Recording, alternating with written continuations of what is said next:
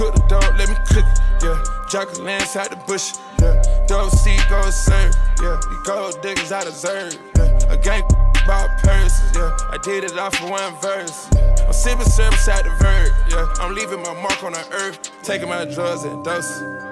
My bed by the pack, came from the mud. First put the hood on the jet, first put the hood on Miley, then we put the hood on X. What a guy say, I know how to secure my band. Trapping in Atlanta, bought 3, 4, 5 phantoms. Drug dealers, murders, and the scammers. Crocodile break for your mama. 40-something racks on sandals. Burberry mink on camera. Polo walk down in the fountain. Walking down on camera. Ski mask cover my face up. Skull while it chain Santana. Sure real what you made of. Hit him in the top right now. Finger on walk right now. Clutching my Glock right now. Morning on my sock right now. You give me my right now. Took finesse on the road out of town. Drank a paint up and sprung out a pound. Selling dope at grandma's house. Bust drugs at grandma's house. Cut 1,600 out an ounce. Bought a foreign, could barely pronounce. One chain and the cost by the house. Hit a model, give a fire, then bounce. Go tomato on the guts of Ferrari. Hit this new lick, I'm snatching Bugatti. Sipping all out the drink is excited. Get paid just to talk, I pop it. Once you finish loading up, then you cock it. If these bitches out of friends got me cocky. Rappers take off with the lingo and chop it. Make me crush up the scene with no problem. 200 I'm trying to be Uber. Next thing you know, I bought Uber. Hopped at the Uber. Next thing you know, I bought Uber. Don't come in with rumors. Don't ask me nothing you can Google. Coming in like that, where you get from? Coming in like that, where you get from? Had just hopped up at the Uber. Next week, I'm I probably buy Uber. Don't wanna come at me, so I'm with a rumor. Matter of fact, I ain't mean nothing you can Google. Running up $1 million, being frugal. At your mama house eating noodles. And we all wanna be happy. Do I look happy? Do I look happy to you? Do I look happy to you? Do I look happy to you? I done no stomp on the sun with a tenant. It don't song and song I invented. Go ahead, look on song, get rented. I on thump on song when he in it. Wanna build the sun when I'm in it. Tenant, squint it, minute. Don't know, then a minute. Phone them, then it, finish. I'ma let you finish. Pop on song with a minute. I got one song, count too many. Too much time, but I don't see any. I want thump, and you with me. Thump, come and get me. Going like sounding if you diddy. Thump, like a ninny. Cocaine house round the ditties. Pump flame house like a mini. Tone like time like Guinea. Dump my mind one mini. Told my mom mini. Thump them on the nina. Thump on the nina. And we all wanna be happy. Do I look happy? Do I look happy to you? Do I look happy to you? Do I look happy? Do I look happy to you? Do I look happy? And we all, do I look happy to you? Do I look happy to you? Time son, it's a movie. Probably get a job back at Louis. Probably got his 9 acting fooly. Some phone acting on pass. I wake up with an IV. Told my jeweler I'm too famous for the chain. Told my stylist I'm too famous for names. Told my jeweler I'm too famous for chains. Told MTV I'm too famous for the fame. Man, we ain't playing no game. Mortal Kombat and I finish you.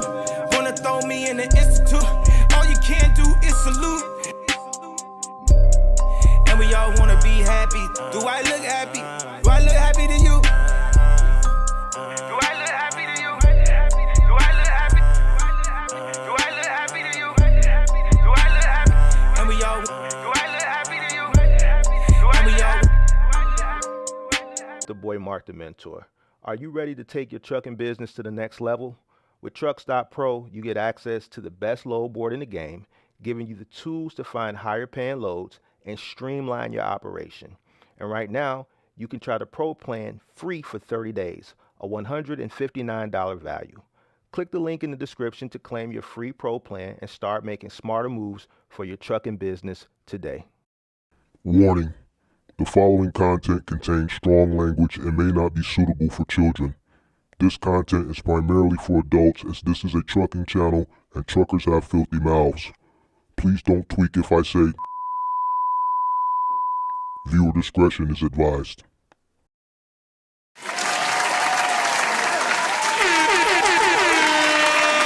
Sweet. What's going on? What's going on? How's everybody doing? Come on in. Make sure you guys hit that like button. Let me know where you guys are checking in from.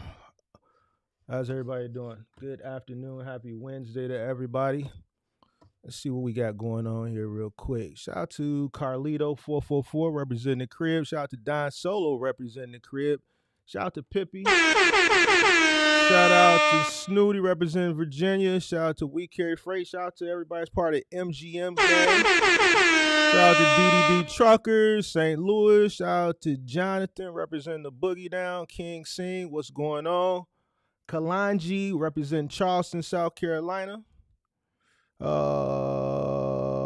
Peter says, Mark, I seen on the news Venezuela is taking over Chicago. Is that true? That's absolutely false.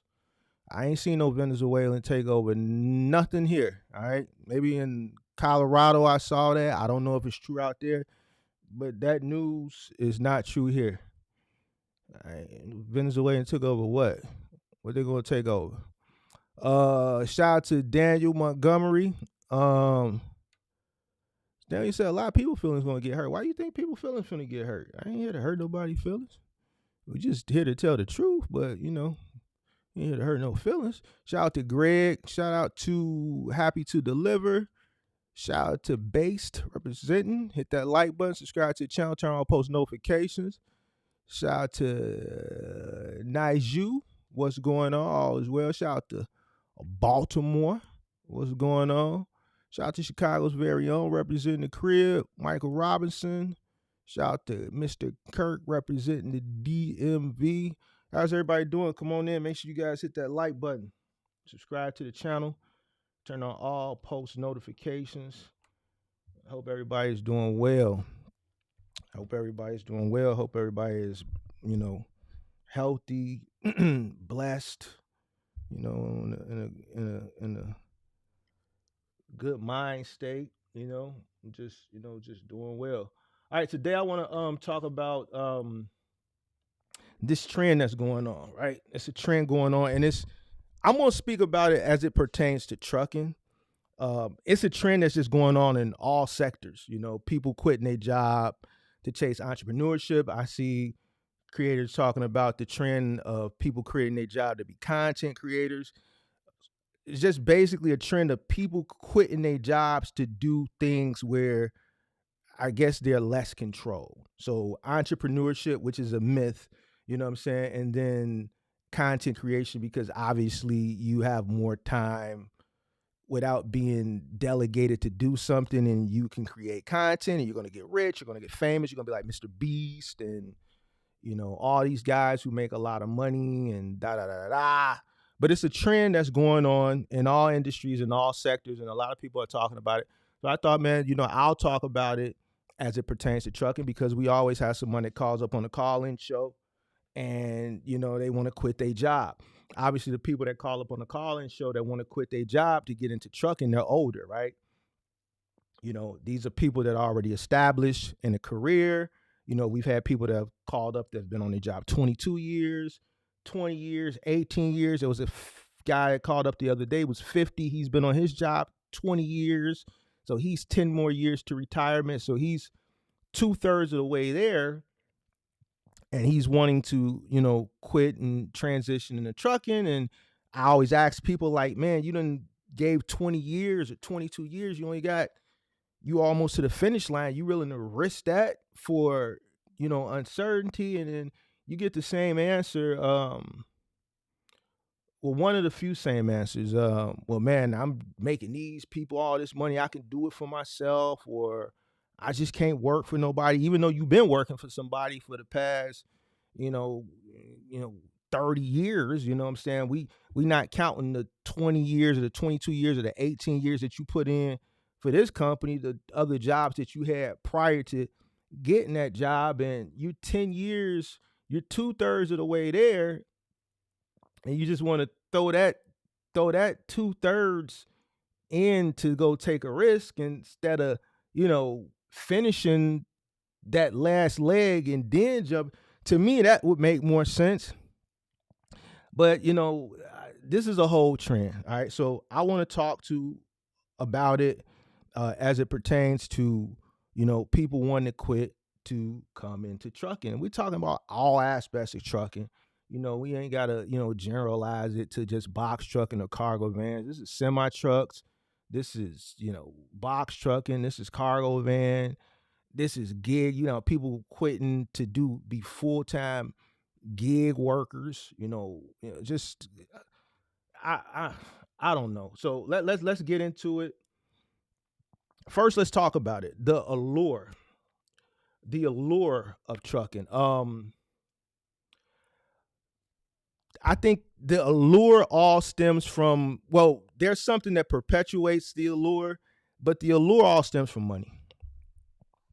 It all stems from money. People, when people come up here and be like, yo, I want to break these chains and I want to break the curse and I want to change the trajectory and generational wealth and make it seem like they're doing it for more, moral reasons or whatever. Really, man, you want to chase the bag because the way it's perpetuated to you is like, man, it's a big bag when you get into this industry, which it can be, but it's not going to be initially, and it's not going to come without work.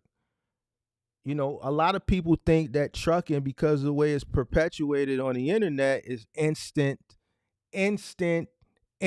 gratification.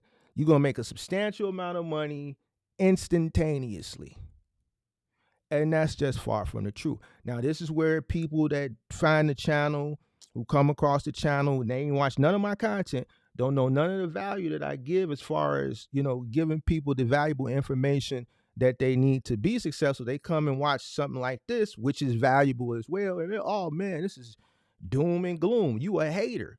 Well, if you watch my content, you will know I'm far from a hater. One guy came in last week and said, oh man, you just trying to stop people from coming into an industry to take food off your table. Clearly you ain't watched my channel because you wouldn't have said that dumb shit.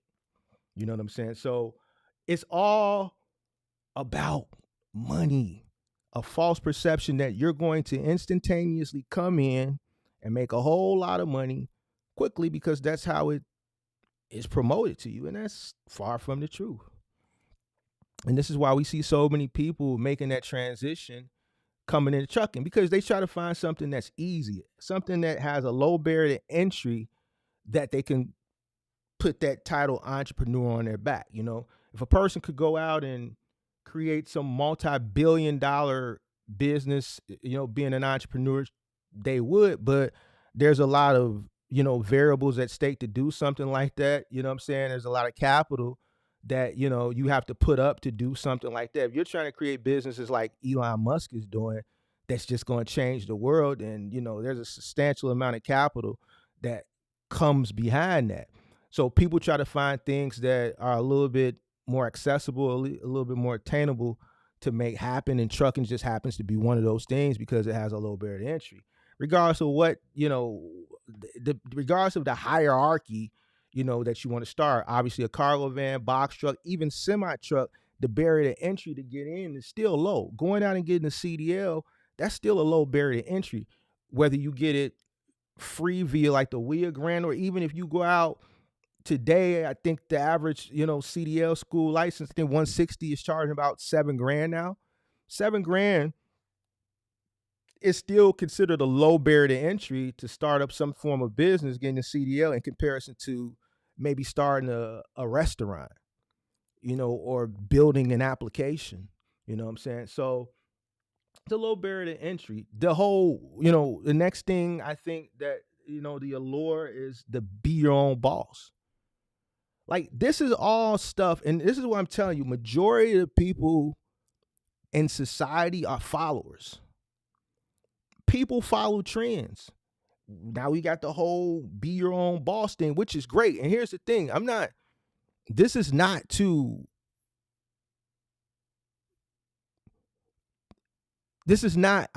saying this stuff to, push you not to doing it. What I'm giving you is I want you to open up your mind to understand, if you're going to make a risk like leaving a job that you've been on for years and years and years, and you're 50 or 75% to the finish line, think about these things as well. All right. This be your own boss mentality. There's a lot that comes with being your own boss. Social media portrays, the trucking industry where you're escaping the rat race, and that's far from the truth. That's far from the truth. You're still in the rat race. You're more in the rat race starting your own trucking business than you are punching the clock. Even to the guys that are company drivers that, they just got this whole mentality, oh, I don't want to be a company driver. I'm making JB Hunt all this money. I'm making Schneider wearing all this money. I can do it for myself. I'm finna get out of the rat race. No, you're not. All the work that is done behind the scenes that you don't have to do is now you got to do that shit. You're taking on more responsibility. You're farther in the rat race than you was when you was just punching the clock. You punch the clock, you show up, they tell you what to do, you punch out. The whole inner workings of the institution of the business, you ain't got shit to do with that. Nothing at all. Nothing. You ain't got to do HR. You ain't got to go find the loads. You ain't got to do none of the marketing. You ain't got to do none of the selling. You ain't got to find, the talent as far as drivers. You don't got to worry about the insurance. You don't got to worry about the repair, the maintenance. All you got to do is show up, do your job, and go home, or go in your sleeper and go to sleep. That's it. There's not much mental thought associated with outside the mental thought of the things that you're doing, the scope of your actual work. Paying attention to the road, paying attention to your hours of service, things like that. Oh, let me pull into this weigh station. Oh, let me get this paperwork signed. Oh, let me check in. Things that type of mental thought. But the mental things that you have to think about when you're running a trucking company, you ain't got to worry about that shit. So how are you escaping the rat race? You more involved because you're more in the rat race now. Why? Because your livelihood depends on it. Like, you have to go out and source the work. If you don't, you don't eat. If you don't, you can't pay the bills back at home where your wife and your kids are, the mortgage or the rent. How are you escaping the rat race? You're not escaping the rat race. You more in the rat race, if anything. Escaping the rat race is being financially free, that you can wake up when you want to wake up, do what you want to do, and there's money there to support it, and you have created streams of revenue, or you've invested into things that are recurring week after week, day after day, hour after hour, month after month, that are steady bringing revenue in, and you're not doing physical things directly associated with what brings that money in. You still got to get up and go get it. That's the rat race. Hit the like button, subscribe to the channel, turn on post notifications. The boss mentality thing, the way it's promoted to people, that's marketing. That's why you see when the call-in show, a lot of people come up here, they be like, damn, everything you be saying is right, man. I thought it was going to be easier till I put my feet in the water. Man, this shit is not as easy as they made it out to be. Because it's not. When you go to a job, there's no worry. See, real entrepreneurs are going to understand. Listen, when you are an employee, that stress level, you get stressed from your job because most people just don't like their job. That's the problem. Most people just don't like what they do for a living because they didn't prepare themselves properly in their late teens when they were transitioning out of high school into college, or transitioning out of high school going to trade school, or they just didn't transition into anything. They fucked over their 20s. And then when they realized they had to get their shit together, they had to just do something because now they got kids and responsibilities. So this is the first company that called me and it pays good. I don't like it, but I got responsibilities now, so I got to take it. Those are the people that really complain. There's people that, take things seriously, right? Coming out of, high school, and they go to college or they go to a trade school, or when they do go to college, they just don't just go to college and just say they going to college and then major in something that ain't got shit to do with shit. And then when they get out of college, they can't find no job. A person that understands, listen, I'm gonna go to college and I'm gonna major in something that's STEM related. Science, technology, engineering, or math, something that I know that once I graduate, there's a job waiting for me. If I had a child right now that was graduating from high school this year, I would steer him into cybersecurity. If I had an 18-year-old son or daughter at this very moment that was graduating from high school in this May or June, and they were coming to me for advice, I would absolutely positively steer them into cybersecurity.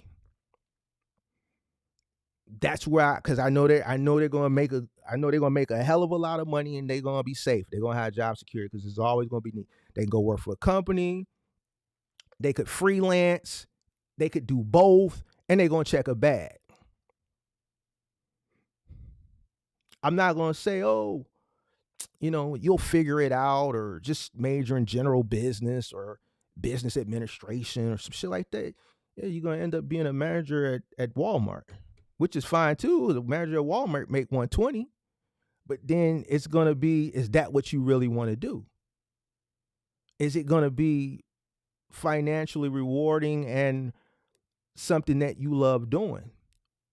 A lot of people don't think about this shit, so then they just end up in situations and it just becomes repetitive. They go there, they hate punching the clock, but they got to do it, and then they just get to a breaking point, and then once social media weighs in on the whole, and creates this new trend, like this trend is why our content creators are doing content based on this whole quit your job to be a content creator, quit your job to be a trucker, or quit your job to do this or do that, quit your job to be an entrepreneur. People see this shit and they see other people saying, I just quit to do this, or I just quit to do that, I just quit. And then it gives them the courage to go out and do something that they really didn't, really fully do a deep dive analysis on, because they just following the trend. You're going to be more stressed out than what you stressed out now because you just don't like your job. The stress that you're going to get from an entrepreneurship standpoint, and I'm not telling you not to do it. I want you to do whatever is in your best interest, but I want to forewarn you what you getting yourself into. I want you to understand what you're investing in, because when you become an entrepreneur, it's up to you. You got that mortgage, you got that rent, kids, 2 kids in college, this, that, and the third. Yeah, you're going to be more stressed out because you don't know what tomorrow holds. You got to go out and get it, but then there's just situations that are beyond your control. You can lose your job. You can get laid off. True. But the risk factor is not like, working a job. You can go and, as long as the job is, things are on the up and up, you coming to work and you doing your job and you're not on the chopping block, you have a little bit more, stability. There's uncertainty, but the level of uncertainty as an entrepreneur, especially at the beginning, is a lot higher. That's why I say you measure your risk tolerance. What can you risk? I think a person who's more older and more established and has more responsibility has a lower risk tolerance than a 22-year-old guy that still lives at home with their parents. They can go out and fail, try it again and again and again, because they failing in a controlled environment. If they fail, they still gonna have a roof over here. They ain't got no kids. All they got is their cell phone bill. They can fail, go do Uber Eats for 6 months, build up enough capital, try it again, fail, go do DoorDash 6 months, build up enough capital, try it. They don't got to worry about all the stuff that an older person whose risk tolerance is lower, because they got responsibilities, rent, mortgage, kids, tuition, wife, car notes, this, that, and the third.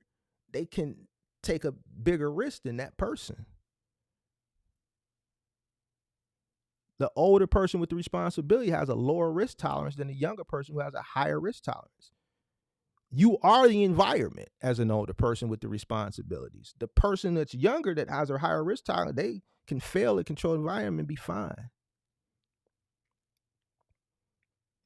This whole be your own boss mentality, it's great, but it may not work for your situation based on your risk tolerance. You can't be led to making poor decisions. And so that's what I'm saying, is because so many people we see that make these decisions, and then they have these sad stories about how they withdrew. There was a guy who came up earlier. The last call-in show, we had two gentlemen. One first guy was 50 and the second guy was 50, but the first guy that was 50, you saw he withdrew from his pension to jump into this business, took the penalty. Why? Because he withdrew early. So yeah, they're going to give you money, but it's going to be a penalty associated with it. So he took the penalty to come into this industry and ran through all his savings, ran through his whole pension. And that's not the first time I heard that. Subscribe to the channel, hit the like button, turn on post notifications. I've heard this from a multitude of people since I've been creating content. I haven't heard one person that did that it turned out okay. I hope I one day meet that person or get a chance to talk to someone in that situation. But everybody that I've come across, it didn't go the way that they thought it was going to go. There was a lady who came up who withdrew from her kids' college tuition, lost it all. But that was following listening to a content creator in 2022.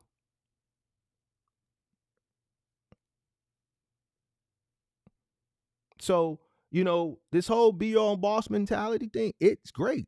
It's great, but, you know, it may not be great for you.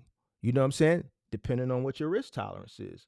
We talked about the low barrier to entry. That's one of the allures in, you know, coming in trucking. You know, unlike other industries, trucking is just not, you know, it just doesn't require any degrees or anything like that. If you get a CDL, yeah, obviously you can get your CDL for free. And even if you pay for it, what are you going to pay? Somewhere $5,000, $6,000, $7,000.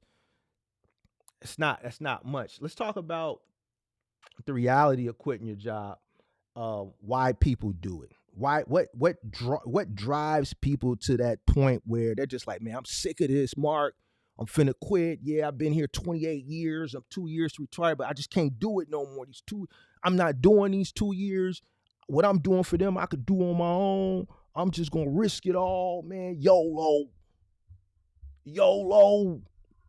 Skip it. I ain't worried about it. I ain't thinking about the kids right now. I ain't thinking about the bank, the mortgage company. I'm sick of this job. Sick of it. You know, when people make those type of decisions, emotions, they emotional. Those decisions based off emotion and dissatisfaction with the situation that they in, which is their job. That's it. Emotion and dissatisfaction. You hate your boss. You hate your supervisor. You hate your coworkers. The repetitiveness of doing it 20, 22, 23, 28, 25, 18, 17, 15, 26, 19 years, it just weighs on you, weighs on some people. And some people, you know, after a certain while, they just fold. And then they start hearing this shit on social media, right? And then they get the idea, and what we see, a lot of people just don't go and really think about this thoroughly, right? The people that are promoting, you know, the whole be your own boss, it's not their job, and I'm keeping it a buck with you, it's really not their job to, if you have to look at it like this, and this is why when people come up and they want to complain about people because they were misled, I hold them accountable as well. Is because if a person is trying to sell you something, right? They're selling you a lifestyle. Why do you think all the stuff that I'm telling you to think about, what makes you think that it's going to be in their best interest to tell you? Why? Because if they tell you what I'm telling you, it's going to require you to do what? Think. It's going to require you to sit down and do what you're supposed to do anyway, which is think and weigh the pros and the cons.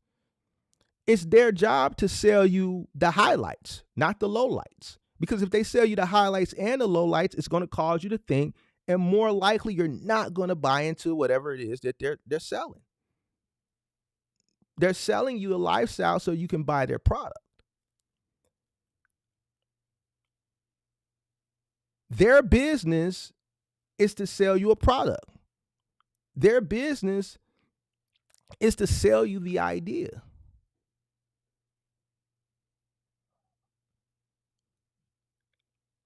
If I run an amusement park and, and I understand that roller coasters can break down, and every so often there is a tragic event where a roller coaster gets stuck upside down, or, one of the, the harness thing that comes down before the roller coaster goes off may malfunction and it may open, which it does happen. It doesn't happen often, but we know it happens from time to time at different theme parks, Six Flags, and people, there are fatalities. If you come to my music park, I'm not going to give you a lecture like, look, I appreciate you for to spend this $150 to come in and have a good time. But, it happens from time to time that, the device may just unlock while you're in midair upside down. You may fall to your death. But I just want to let you know that, but still come on in. But it may happen. It can happen. It hasn't happened in about 5 or 6 years. It didn't happen at this Six Flags. It happened to the one in Missouri, or it happened to the one in Philadelphia. But it's a possibility that the machine can malfunction and you could fall out to your death. All right, come on in, enjoy it. It pass works all day. They're not going to tell you that. Why? Because some people, it's going to be like, that's going to scare them away.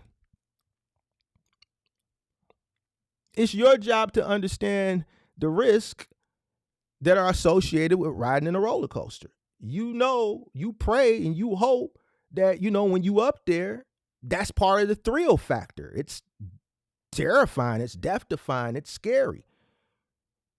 You supposed to know that it's a small chance, even though these, roller coasters are checked and this, that, and the third, but we've seen it happen.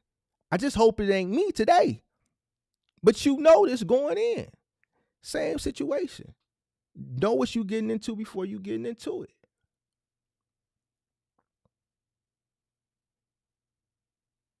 Trucking is a business. It's not something that, it's not a game like so many people think it is. And this is why they say, man, I got into the trucking game. I got into the box truck game. This ain't no game. And then here it is. Even if you think it's a game and you want to say it's a game, a lot of people that call it a game, they don't even play the game to win. They don't even play the game to win. It's not no game. It's not no vacation. This is the real deal. This is a big sacrifice. Getting into the business is a sacrifice, but if you're transitioning out of a job or a career that you've established yourself on, you have seniority, you have tenure, you have a pension, and because you have that career, it's enabled you to go out and buy a home, start a family. You got children that are growing, you're investing to their future, they're in college, they're in extracurricular activities, which all resort to you spending money. You got a wife, you got car notes, you got insurance bills that you're responsible for. That's even more risk that you have to think about before you make that leap. You need a comprehensive business plan, which I'm going to go out and say, just based off the amount of people when I talk to them, 99% people that don't, matter of fact, it's probably like 99.7% of the people that come into this business don't have one, never created one, never thought about creating one. I've even had people ask me, what's that? What's a business plan? Who do I give it to? Somebody literally asked me, what's a business plan, Mark? I said, man, where's your business plan? You got a business plan? You asking me these questions. Some of the stuff you should know. What's in your business? You got your business plan? What's that? Who do I give it to? Why do I gotta make a business plan, Mark? Who I'm supposed to give it to? Like, I've had somebody ask me that. So a person who is coming to me that's already in the business, that's struggling because they thought that it was going to be something, or they were sold on an idea that it was going to be something else. And then when they got in, they saw it was real. So then they came and found me. And I'm like, all right, let's take a look. What's in your business plan? What's that? You give them a brief, idea what a business plan was. Shit, who I'm supposed, why I need that? Who I'm giving it to? Who I'm supposed to give this to? And then I got to sit there and scratch my head and be like, ain't no saving this month. It's a reason why you're in this situation. You got to have a business plan. This is going to help. One, you do the research that you should be doing prior to coming in this business. It's going to force you to go do the research that you should do, which is going to help you be like, you know what?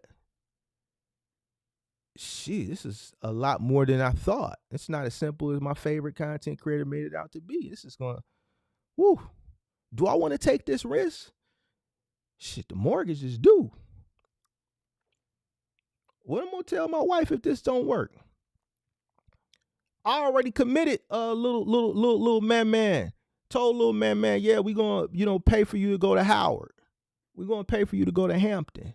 If this don't work, my job is going to allow me to do that. But if I do this, leave my job and do this and this don't work, how can I go to little man and tell him I can't afford to send you to Howard no more? Which leads me into savings. A lot of people come in with not enough money. I do a video, I do a live stream. And this is just to show you how ignorant people are. But here's the thing. Ignorance is bliss. All right. I that clip from that live stream where I was talking about the whole $5,000 or less. I clipped it up, put it in a video. A small amount of people are very upset. This is some of the things they say. You a hater. I started my box truck business with $2,500. My box truck only costs $2,500. So how I can't start with $5,000, less than $5,000? It's in the comments. Want to go back and forth with me because I said you can't start a box truck business for less than $5,000, regardless of what your favorite people say. Somebody literally came in there and said, man, my box truck was $2,500. So how I can't start? That's great. You got a $2,500 box truck. That's great. But what else do you need? Your insurance down payment, your equipment, your structuring your business, your licensing. Let's say you even accomplish that for another $2,500. You broke. You ain't even got no gas to get to the first load.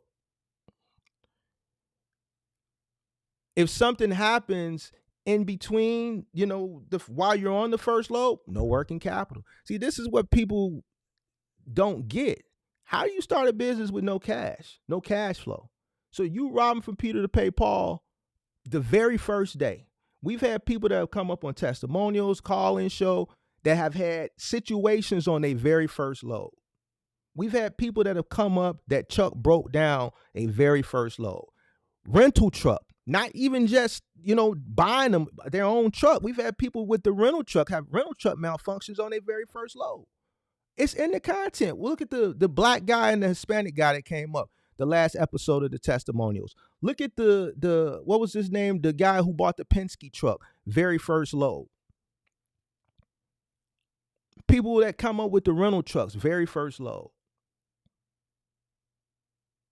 You got no working capital, now you stranded.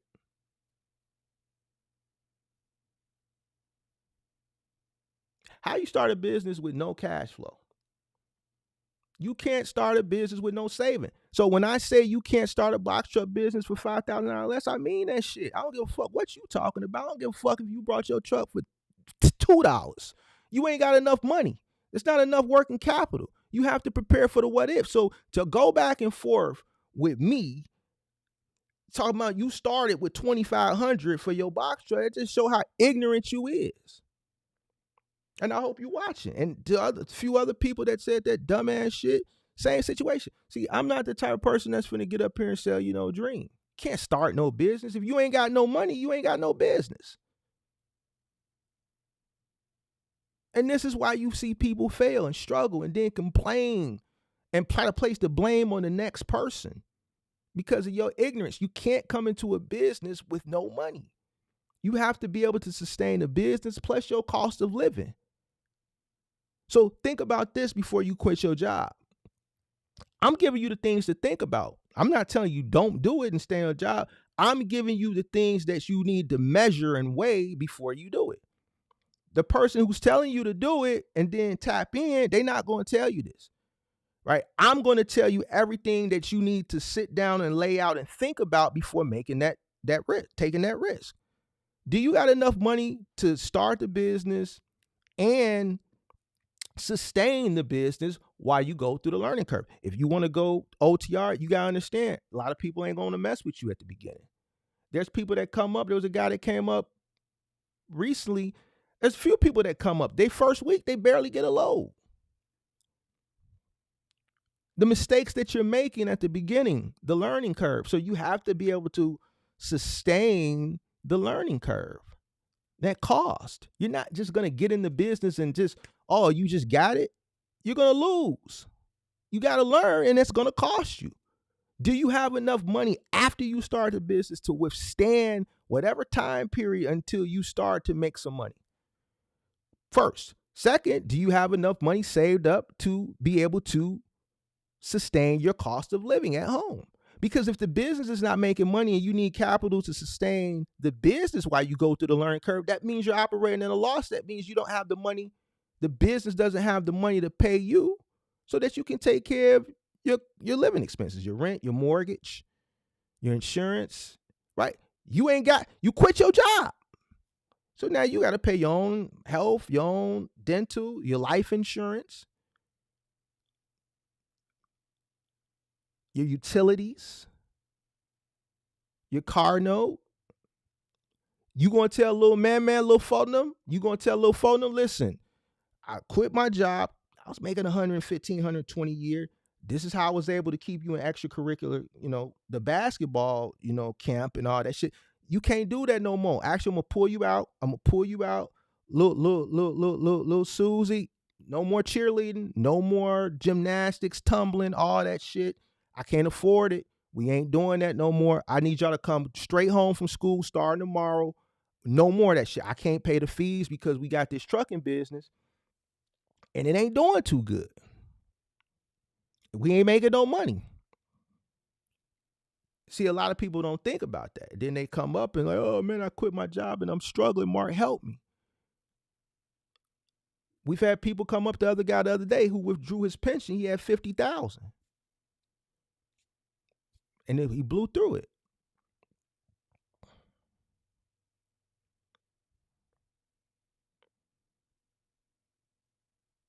Do you have enough money? You need to have enough money to sustain the business at the beginning and your cost of living.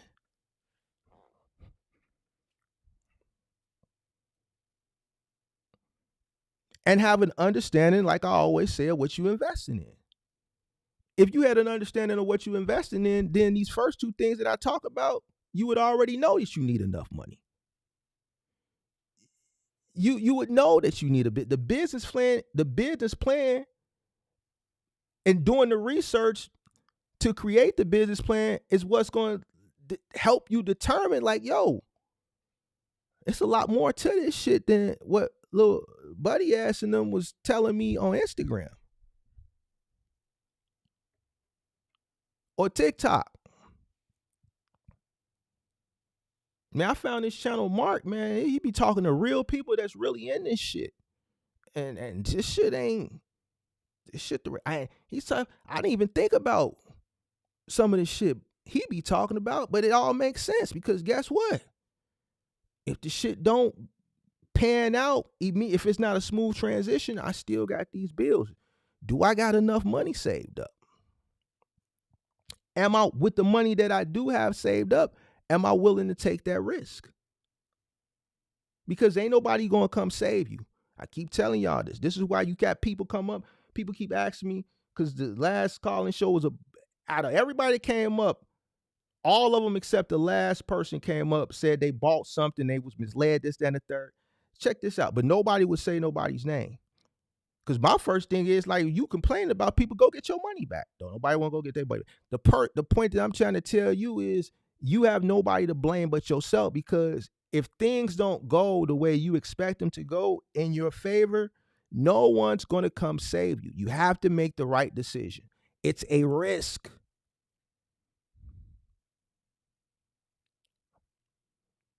I can tell you the things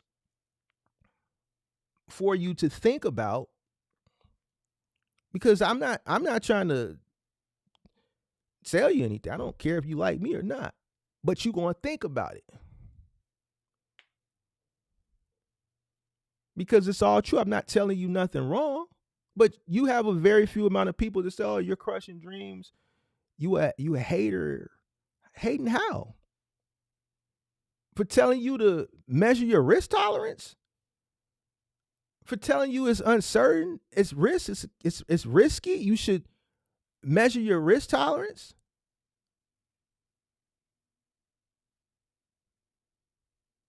Because people like to hear things that sound good instead of hearing the truth. In my lifetime, since I've been paying bills, I can only think of one time where the company said, "Hey, don't worry about your bills." And that was at the beginning of the pandemic. Only one time in my 44 years can I recall where all companies said, "Hey, don't worry about your bills. You good." They told everybody this. This is why you got rent moratoriums. You got landlords that couldn't collect rent because the government told people, "Hey, you ain't got to pay rent. Don't worry about it. They can't kick you out." It's still landlords recovering from that. Because guess what? Still got to pay our mortgage. The money that comes in, the government's protecting them, but we still got to pay the mortgage. A lot of the banks, don't worry about your car notes. Y'all good. Pandemic. Ain't no other time in my lifetime was there anything that I can recall where people said, "Don't worry about it." So I'm saying that to say this. You take a risk and the shit don't go the way, you still got to pay your bills. Nobody cares that you started a business and it ain't going in your favor. Nobody's going to come. The point that I'm trying to make is nobody going to come save you. Ain't nobody going to feel bad for you.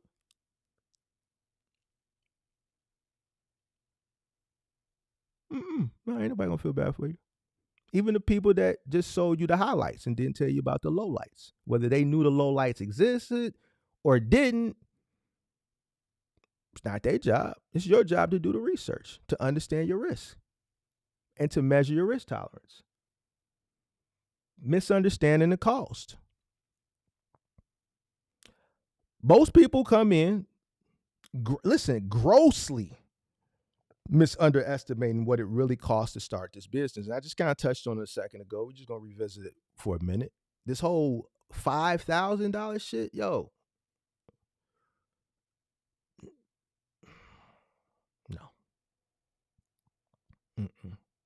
It's just not enough. It's just not enough. It's people that are broken down and their toe is $5,000.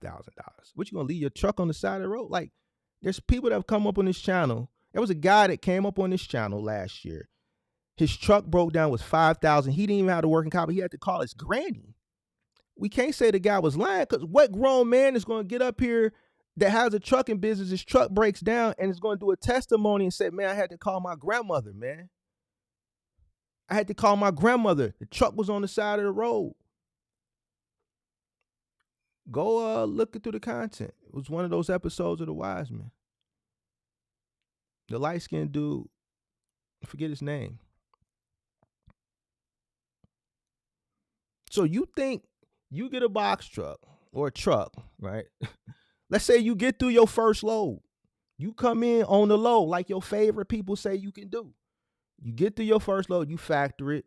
You get to your second, you get to your third. You ain't recouped that little $4,000-$5,000 that you had. You ain't got that in cash flow. And then, God forbid, something happen. You call the tow, the record come. You in the middle of nowhere. I'm going to always give you the worst scenario, because shit don't never happen the way, if it do happen, you want it. It always happen in just a bad way, man. You in the middle of nowhere. One of them towns. man, they got you by the balls. They can charge you what they want to charge you. What you gonna do? You in the middle of nowhere.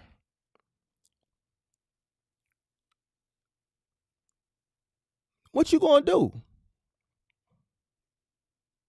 You ain't gonna do nothing but what they tell you to do. You know why? Because you ain't got no other choice. Like Buddy didn't have no choice. It was a nickel. He had to pay a nickel. He had to call his grandma. He didn't have the working capital. Same situation. It ain't got to necessarily be the first. It could be the fourth.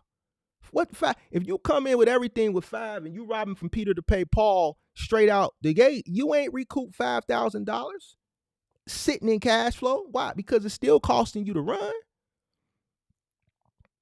That rental is due every week. That truck note is coming up. That insurance is coming up.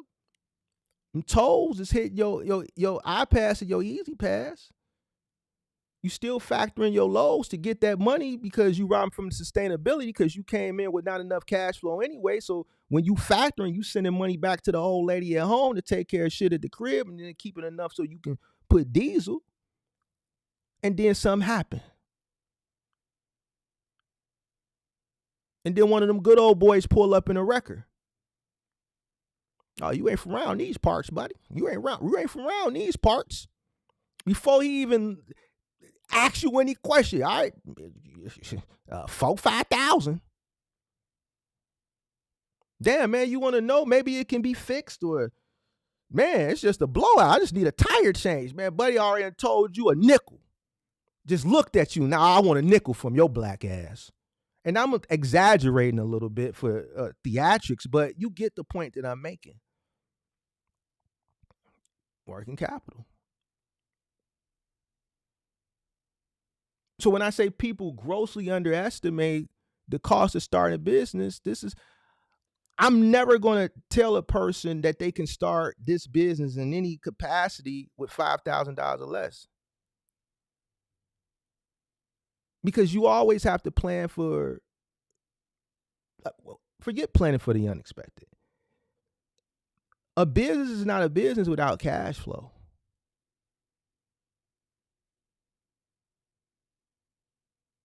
A business is not a business without working capital, without cash flow. What happens if you don't get paid? That's another thing. People think they're all like things don't happen. I've had situations where I haven't gotten paid. Do we stop? Of course not. Why? Because we have cash flow. This is why you have cash flow. People are going to do things. There's going to be oversights. There's going to be things in accounting. Hit the like button. Subscribe to the channel. Hit the like button. We got 100 people. We got 54 likes. Hit the like button. We have oversights. We have mistakes in accounting. Things happen. I've had situations where I haven't gotten paid. I've talked about these situations. I continue to send trucks. Well, Mark, why would you send trucks to Dynamics, which is now T-Force, and they haven't paid you in 2 settlements? Because I know they eventually going to pay me. Yeah, I'm going to raise holy hell, but I'm not going to cut off this stream of revenue, and I'm sending so many trucks to them on a daily basis. Each settlement that they don't pay me, we're just going to take it up another level, which I did ultimately till it got to corporate, and then they had to cut me a fat-ass check. The driver still got paid. The helper still got paid. The truck still ran. They got fueled every day. Why? Cash flow. And this isn't cash flow this is about $8,000 a settlement period it's costing me.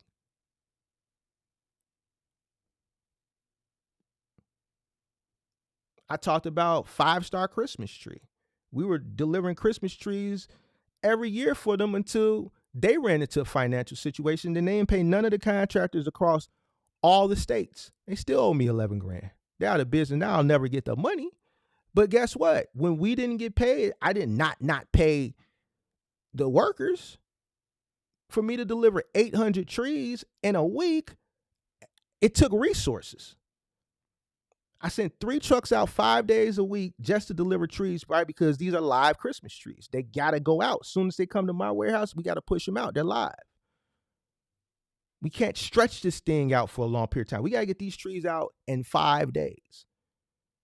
It's a one-man job per truck. I put 2 guys on a truck. There's enough profit margin there for me to put 2 guys because I want them out of my warehouse, taking up too much space, and these trees are live. We don't want to deliver brown Christmas trees. These things need to get in water. Guess what? The payment cycle for my guys, I'm paying them, right? We get our money later on in the month. I can, wait to recoup that money. But guess what? It never came. Did I go to my guys and be like, hey, I need y'all to pay me back because this company didn't pay me? No, of course not. They work for me. This is the risk that I take taking on contract work. Even though this is a company I've been dealing with 5 years at that point, I believe, that had a proven track record. This year they came up with financial strain and it just did all of us dirty. It happens.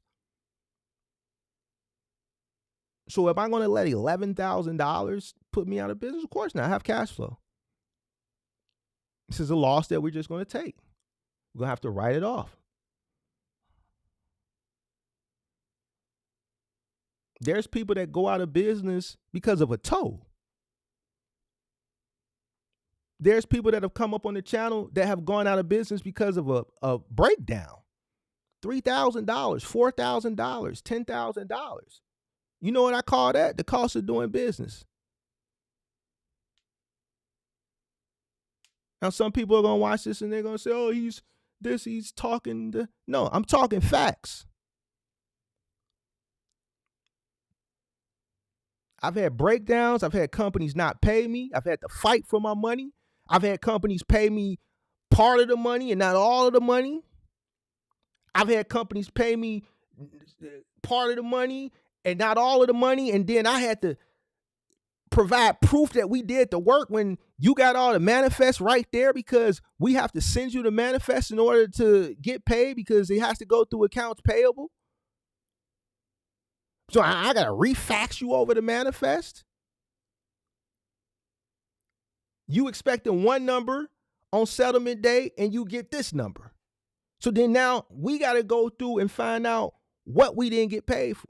Like all type of scenarios happen. And this is for the people who want to scale. It can happen to you as an independent owner operator. It can happen to you at scale. So now you come in with a little money, business owner, and you go out of business of a $4,000 or $5,000 breakdown.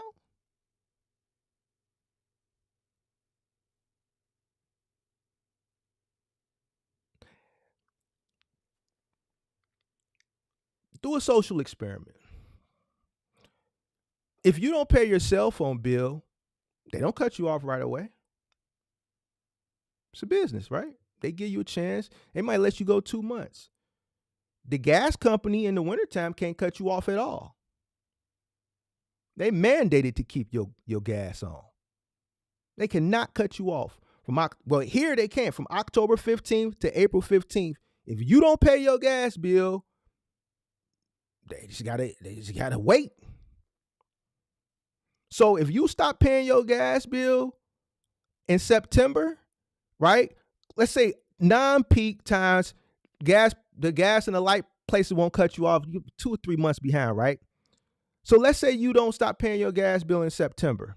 They're not going to cut you off, right? Boom, October come. Now they can't cut you off. November, December, January, February, March, April. 7 months. Can't cut you off. Is they going out of business? No. Cash flow. Why? It's a business. Hit the like button. It doesn't matter on the magnitude. Business.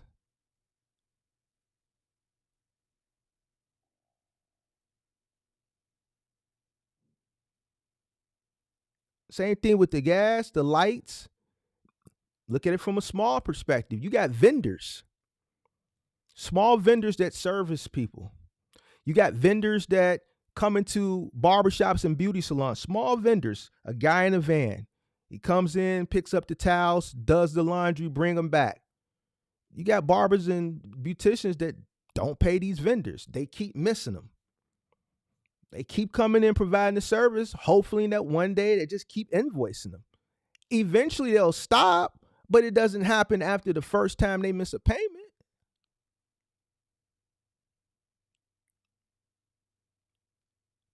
The bank can't even come out and repossess your car until you 90 days behind. If you miss your payment for the first 30 days, they can't come take your car. They're not going out of business.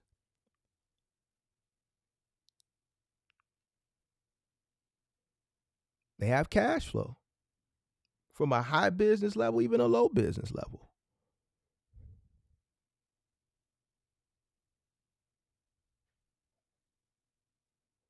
So explain to me how you can start a trucking business with $5,000. See, when people say ignorant shit, like, oh, well, I did it. Man, I did this and I did it for $4,500. All right. All I had was $4,500 and I did it for $4,400. I had $100 left. All right. Well, you still ain't, you okay, you got the shit that you need, but you ain't got no working capital. You can't start a business. You really ain't really up and operational. And this is why 99.8% of the people who start with that little money, majority of them fail.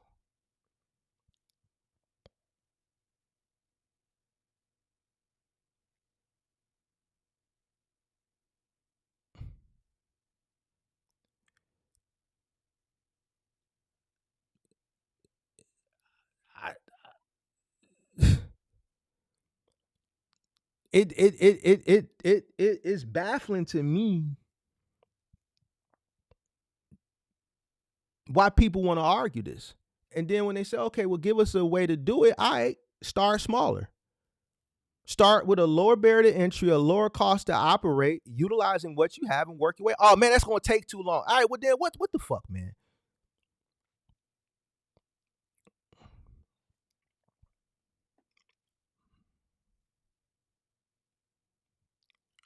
What? So you want it instantly, but you ain't got the money to weather the storm. What you mean weather the storm? Look at Uber. Look at Lyft. These companies been in business over a decade, still no profit. Uber was profitable one quarter. Q4 2023. Out of all the years since 2009, they had 3 months where they were profitable.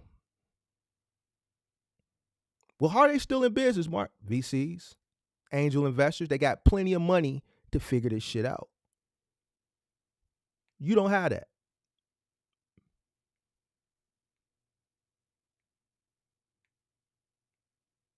I don't see Andreessen Horowitz knocking on your door saying, yo, here go a $10 million check. We believe in you. Utilize this money however you need. We're waiting on our ROI, even if it takes 30 years. We believe that you're eventually going to be a profitable company. Here's Series Round A. Here's a Series Round A funding. We're going to give you $10 million. Andreessen Horowitz is behind you.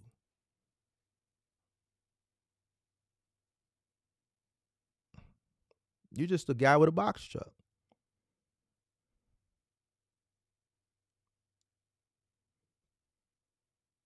This is how these companies can operate for years. And even the rideshare industry, they can go another 10 years in the red. Can you? So something to think about. Hit the like button. Fuel, it's expensive. Maintenance. And I always like to use the maintenance thing because that's what gets people. That's what gets people. That and the fuel. In those 30 days, they come around quick. So when you have just enough, you think you got 30 days to run it up. And then when things don't pan out that first week, next thing you know, it's 30 days again. Somebody literally hit me the other day like, Mark, what you think I should do? They messaged me something like, man, my insurance is due. They had an ultimatum like, should they pay their insurance or should they do something like that? So for a person to message me and ask me, should they pay their insurance or do something else, that means the money that they had was all they had. So what should I do? Basically, if I don't pay my insurance, Are they going? Is my insurance going to get? Is going to lapse? And are they going to let these people know? And it's going to fuck with my authority?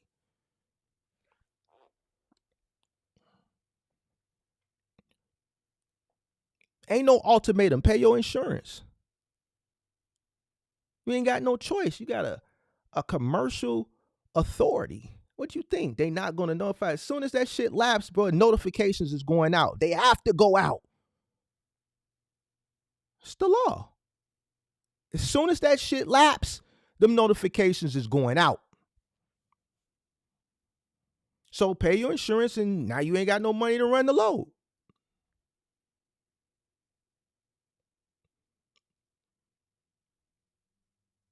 I don't know. I don't even know how to answer a question like that, to be honest with you. That's why I didn't.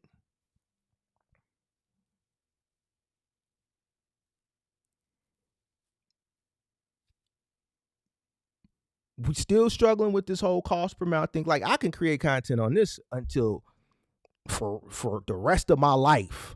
If shit continues to go the way it goes and people just, oh, well, man, well, why are you struggling, dog? Why are you up here? What you want to talk about? Man, so I'm running these loads and, man, the gas costing me this, so I don't understand where all the other money is going. What? Man, I ran the load paid this, and I spent this much in gas, and this is what I'm averaging in gas, but, man, I don't know where all the money going. When you rent it, you own a truck. I rent. What you paying a mile? Whatever. What you paying for the rental truck? Whatever. You got insurance? Yeah, what you paying for insurance? You been paying tolls? Yeah, I go through tolls. How you eat? You eat real good? Yeah, I eat on the road. You know what I'm saying? You factoring? Yeah, what's your factoring fee? Like 3%. Well, that's why your money going.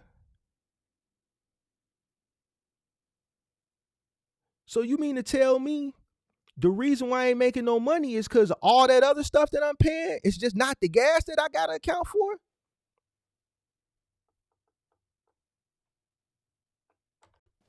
Y'all killing me with this.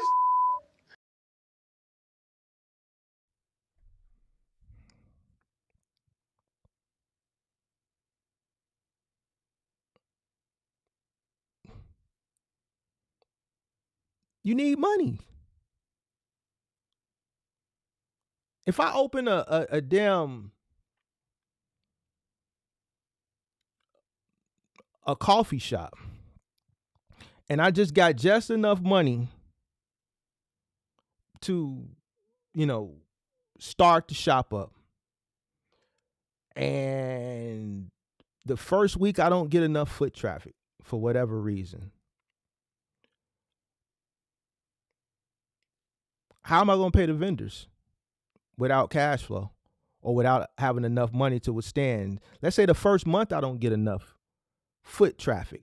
I don't even get enough foot traffic to recoup my monthly expenses. I don't even get enough foot traffic. I'm paying $4,000 to rent this space for this coffee shop, and I don't even do $4,000 in sales. And I spent everything. I don't got no cash flow. What do? I go to the landlord and tell him I gotta renege on the lease. You gonna have to take me to court. You gonna have to put an eviction on me. All that shit. Because I started a fucking coffee shop thinking that, oh, well, it ain't a coffee shop in a mile radius. The nearest Starbucks is 10 blocks down, so I'll be able to cut them off and cut that foot traffic off at the pass, and it just don't work. People drive right past my black ass and go 10 blocks and go to Starbucks. How can I do it? I have to have enough money to withstand the learning curve. All right, well, what are we doing? All right, we need to put signage out there. Maybe we need to do some marketing. Let me ask the landlord if I can wrap the entire windows. Maybe the sales will pick up when my channel letter signs get here. Maybe we can do some billboard marketing in the area. Maybe we can offer a discount. Maybe we can do some, a marketing campaign where, grand opening day, everybody can come in all day and get a medium cup of coffee of their choosing, so that way, the people in the area can come in and test the product out, feel the environment. We got great Wi-Fi in here. They can test this coffee out, get a taste of this coffee, see how delicious it is. Give them let them come in for free to test it, so hopefully they come back. You giving this many coffees away, that's gonna cost you money, but this is the marketing that you have to invest to get foot traffic into your door, to see that the coffee is better than Starbucks. This is the money that you're going to spend. How can you do this if you have just enough money? You can't. And guess what? If you're losing for the first month or the second month, you still got rent and mortgage to pay. The point that I'm trying to make is you don't know what's going to happen.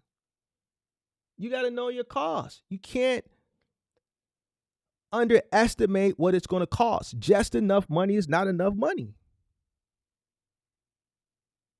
It's just not. Let's talk about overestimating the earnings.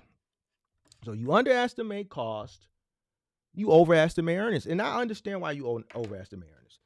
The reason why people overestimate earnings is one thing, because they're misled to, right? How do you know this, Mark? Because they don't do the research to even understand what it costs them to operate. That's why don't nobody know their cost per mile. That's why don't nobody know their operation cost. That's why don't nobody know the formula to come up with your cost per mile. That's why you didn't know that you have to calculate your risk before you went out after working on your job 20-some years, that you decide to pull your pension out at a penalty to jump into something that's uncertain, that's way more riskier, instead of finishing these last 10 years here and then trying it with a full pension without dipping in, without the penalties and all this, that, and the third.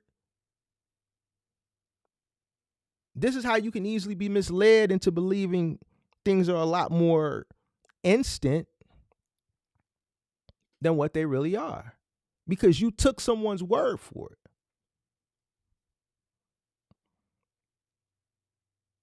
When you see these numbers online, they're never net. They're always gross.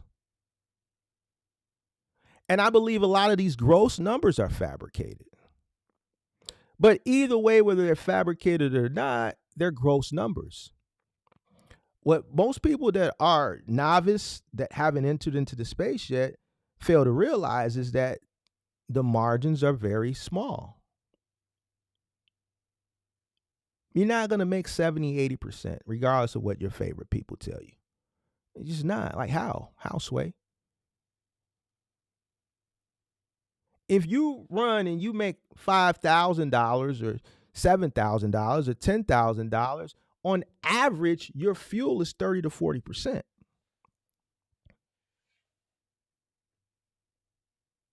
Your average your fuel consumption is about 30 to 40%.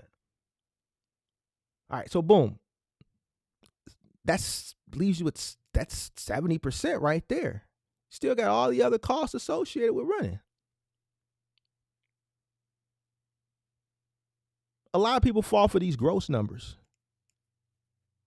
It costs a lot to run this business. You're not taking home that gross number.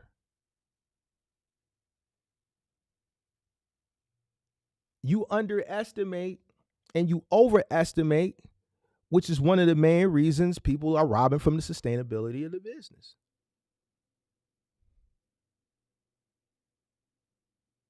Don't want to sacrifice. Even to get your money because you need it instantaneously. You're not going to wait a net 30. You're not going to wait a net 90. Come on, you're not going to wait net 180. You have to pay to get your money quicker. 3%, 2.5%.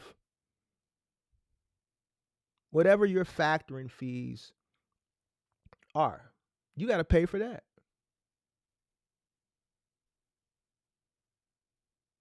You didn't do the research. You just quit because you followed a trend that a lot of people are following. Because it's been instilled in your mind that you can do it. You can do it. The people that actually do it are the people who think about all this stuff, and they make sure that everything that I'm talking about is in place prior to doing it. The reason why the magnitude of people fail It's because they don't think about all this stuff to determine, listen, I don't have enough money saved up. I can't do it. Or I do have enough money saved up, but I also got 3 little kids. I can't take that risk right now. My kids are too small. The what if, or the risk of if it doesn't work, it's higher. Like, I can't take that risk. I think I'll make it, but there's a chance, right? It's not a small, it's a 50-50 chance that if it doesn't, I need the stability right now.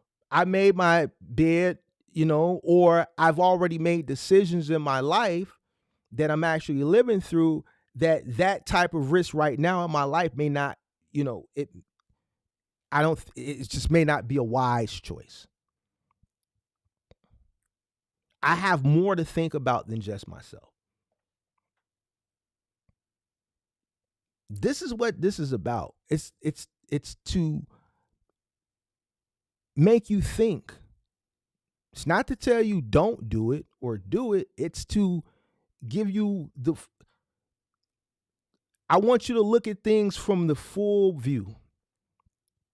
The pros and the cons, the what ifs, the what nots, the risk, so on and so forth. Let's talk about market volatility.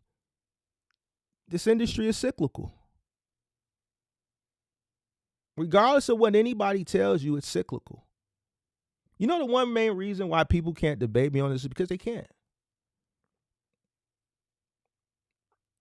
The market is cyclical. It's up and down. The people that denounce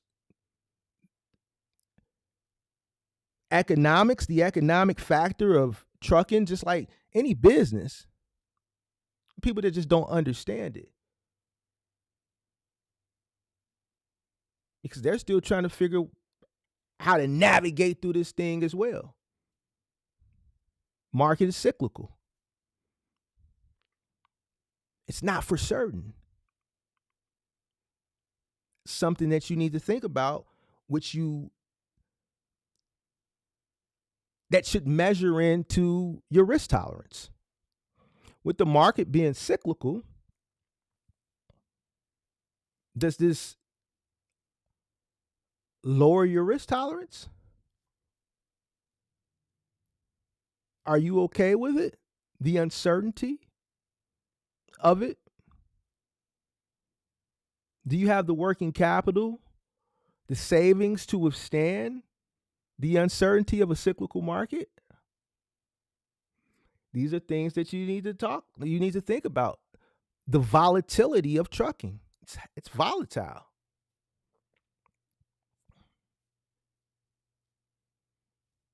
You got seasonality, you got, market demands, you got economical conditions. All these things factor in to how you operate on a day-to-day basis. These are the things that people that say, hey, man, they don't understand this shit, and this is why they end up back here.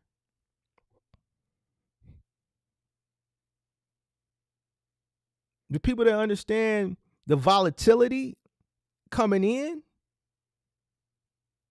this thing that they call a game, they play it better because they set themselves up to win.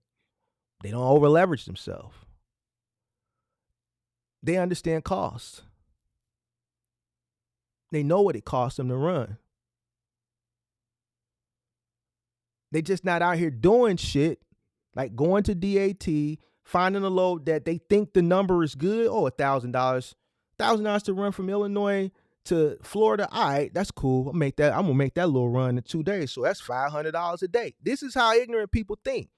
You got some people that just calculate the fuel. Some people don't calculate shit. They just think, all right, well, it's gonna take me 2 days to get from Illinois to Florida. That's $500 a day. I ain't never made $500 a day.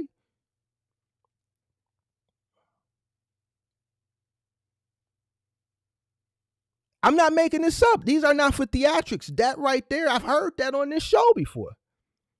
That's the beautiful thing about content. Like, y'all get to witness it live too. And then I can use that content for more content. These are the things that people say.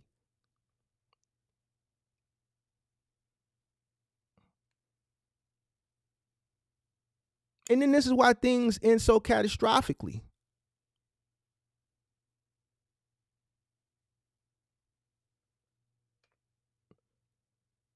Like, what? I don't. Man, listen, the market is the market. I'm not going to go back and forth with the market. I've been talking about the market since I've been doing this shit 2 years with content. And that's why I go market shit, because I done marketed y'all to death to the point where I'm tired of arguing with people. What I said is all coming to fruition. So I know what the hell I'm talking about. It's volatile. It's up and down. It's cyclical. It is what it is. Understand it. Prepare yourself for it. The strong will survive. The weak will perish. Let's talk about skills and experience. Something that doesn't happen instantaneously. This is why you need money to conquer the learning curve. You're not going to come in and be able to sit up here like I'm sitting up here and talk from experience.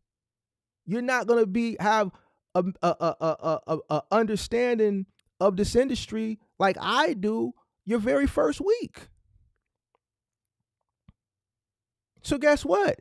Because of that lack of experience, because of that lack of skill set, you're going to lose money.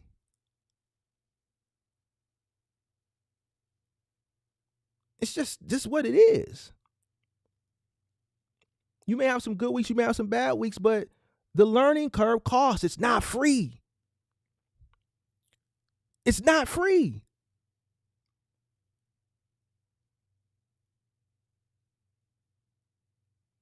So experience costs money. Logistics it's like a science, man. It's like its own little science, man, because there's so many moving and working parts to this industry that I'm not going to go through. People that have been in this industry a while understand it. The people who've been in longer further understand it, so on and so forth. There's a lot of working and moving parts. It's a science to this industry. And you're not going to understand this sweet science your first week.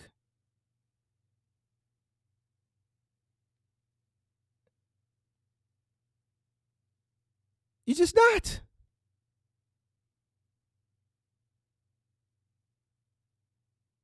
These are the things that you need to think about prior to leaving your job.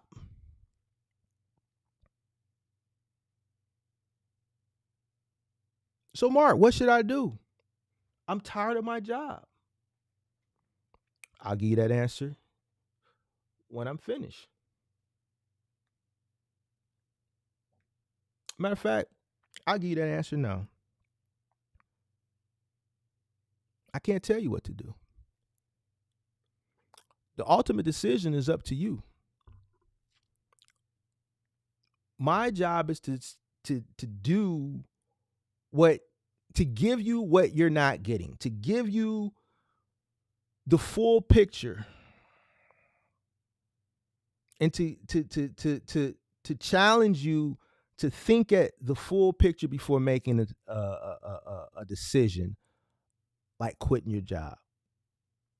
Especially the guys who have tenure, especially the guys who have seniority. Hit the like button, subscribe to the channel, turn on post notifications. Especially the guys that have seniority, tenure, and have responsibilities.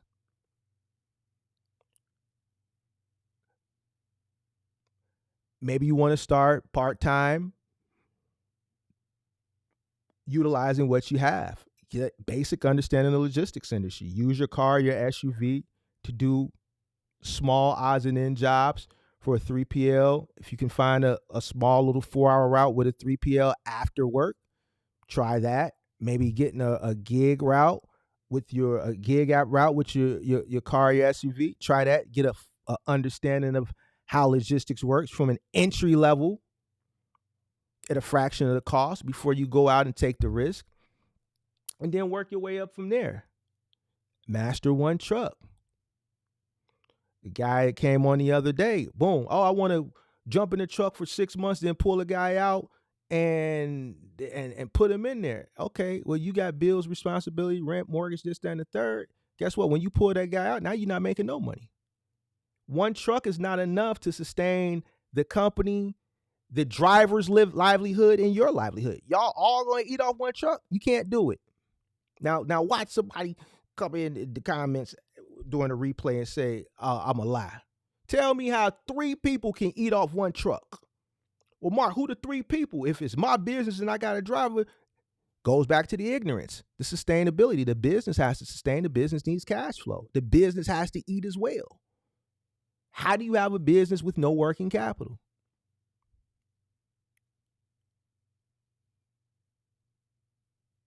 Three people, 3 entities can't survive and eat off of one truck.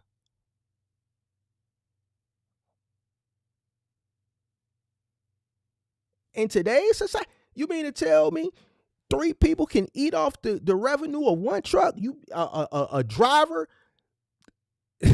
you, and the cash flow? Somebody gonna get robbed. Somebody getting robbed. And we know how people, they love not to pay their drivers. This is why they turnover rate is so high. Because you ain't paying a person enough to make a comfortable living, because you want to make it all. Because you want to sit your ass in the house and not do nothing, because you was sold this dream to quit your job, to come sit on your ass and start this trucking company. The truck gonna make you the stream of revenue where you can be in this Airbnb. I'm telling you, it's this my crib. I'm walking through it like it's my crib, but really it's an Airbnb. These cars that you see me standing next to when I'm telling you to come in trucking, they not my cars. I got these off Turo. See, they not telling you that. You see it, but it's all part of the marketing. Ty Lopez was great. He's the one that started all this shit. Well, one of the ones. That's part of the marketing, your lure that gets you to quit your job. That's their job. A lot of these guys never been in a truck a day in their life. They found out that people that want to come into trucking are just gullible. I think this is one of the most gulliblest people there are, to be honest with you. Some of the shit that I see people fall for is crazy.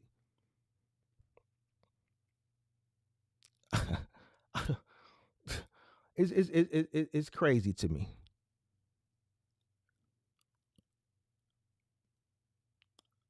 The financial, preparation, like you got to be prepared properly, man. The 5 P's, man. I keep telling you, proper preparation prevents poor performance. Do your research, educate yourself, know what you're getting into before you get into it. Stop following trends. Stop being a follower. First of all, let me explain it. The first mistake you made was being a follower. How you expect to be a boss and a business owner and you following? Okay, consume information, but what separates you from consuming that information and not being a follower is consuming the information, going behind and doing the due diligence. The person who consumes the information and just follows it, you a follower. This is why a lot of people that consume information and follow trends have a high likelihood of failure. Is because they're followers. It's okay to consume, right? But what separates you from being a follower and a leader is the person who consumes, goes behind, takes the information in that they consume, and they still go behind, do their due diligence and research and fact check the information. You can't just find somebody on TikTok, right? And just, oh my God, it sounds great. Even though it sounds too good to be true, and you just take it and just go follow those 5 simple steps. This is why you're in the position that you're in. You're a follower. You shouldn't listen to nobody just off the strength. They have to show and prove that they're credible. If you're watching and you're consuming information for a person for a year or 2 or 6 months or however long that you've given them and everything has worked out and come into fruition and the information is valuable and you fact check, then you may let your guard down a little bit because this person is deemed themselves reliable. This person is deemed themselves credible. But you're just see some shit pop up because you just had a bad day at your job and it's some kind, let me show you how to start a box truck business or a trucking business, 5 easy steps, and they standing and it looked good, the scenery looked good, and this shit popping and just 5 simple steps pop down, and that's enough to sell you to quit your job. Man, use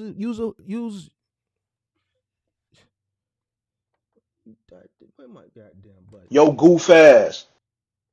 Goofy as hell. Ain't it like you got sold on your job 20 years. 20 years and you see a 60-second TikTok. 20 years. And all it took was a 60-second TikTok for you to Goofy as hell.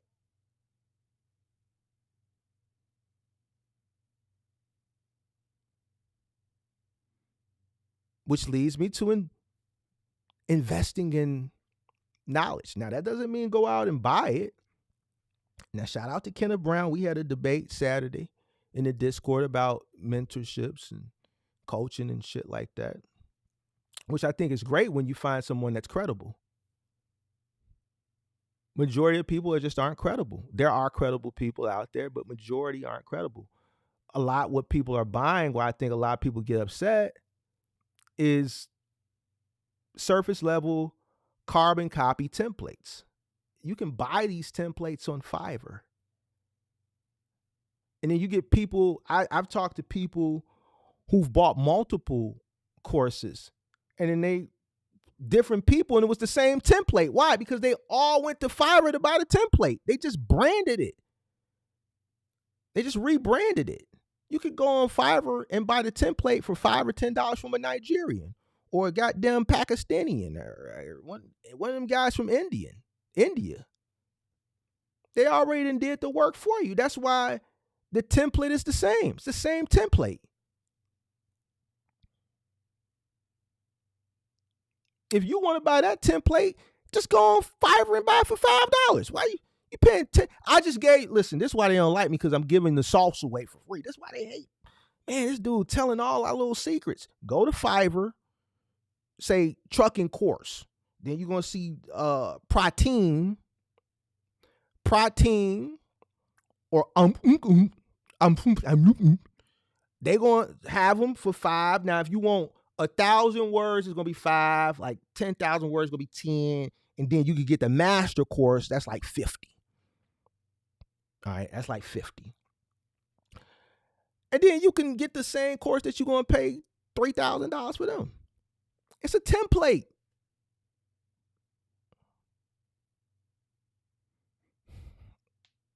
Sorry. Well, they hate Big Mark. They hate me. Ooh, they said, man, you fucking the game up for us. Leave me alone, and I'll stop. Don't come tell me nothing. I'm different from you. Don't say nothing to me, and then I won't do it. It's a template. That's it.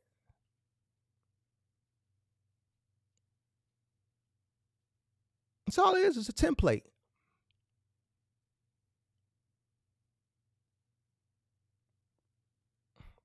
So invest in knowledge.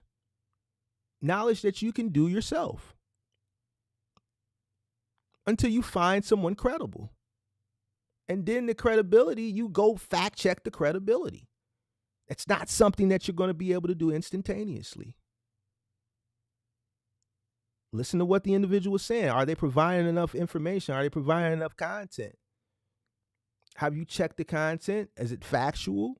Are the forecasts coming into fruition?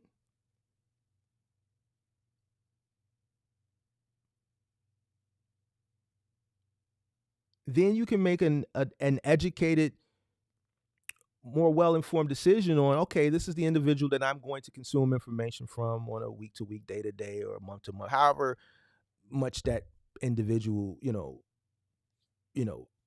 provides content. But a lot of the content or the information that you can receive from the initial standpoint, like those entry level information, that's all Googleable. How to start a trucking business.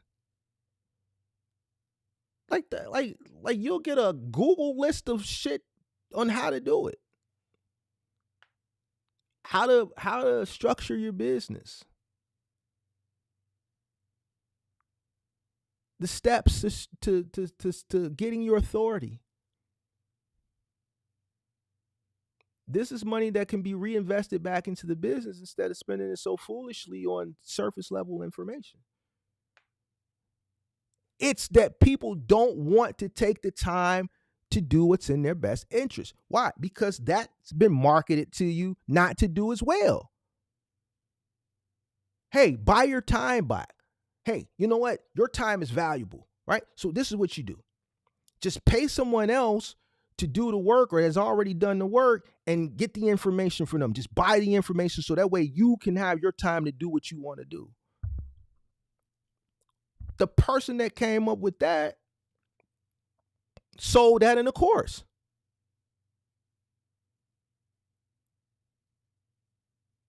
Why would I want to buy something that's for free on Google? I don't buy my time back, but I can just go to Google. I like to read. I like to educate myself. Why? Because my brain is a tool. I have to sharpen it. This is what keeps me ahead.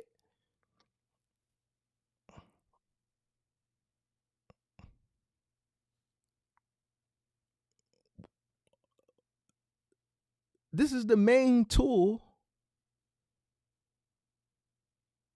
that is going to lead you to success.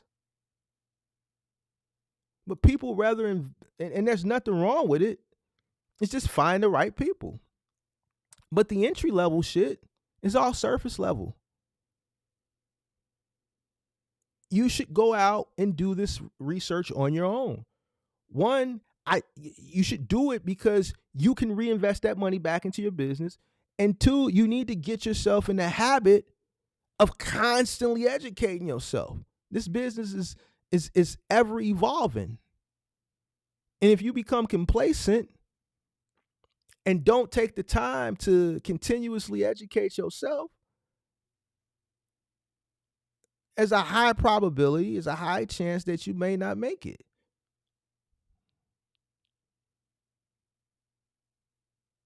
What's going to separate you, the complacent person, the person who's comfortable with complacency, versus the person who's constantly going above and beyond and constantly educating themselves in the same business that you're in the same, like doing the same thing?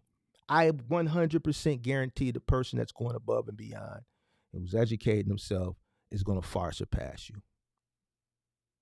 I 100%, I'll put everything on the line. Because it all starts with here.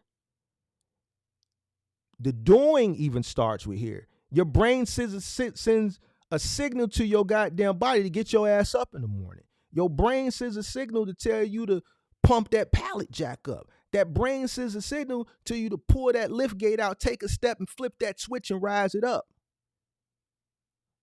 A brain sends signals to everything that you do. It all starts from here.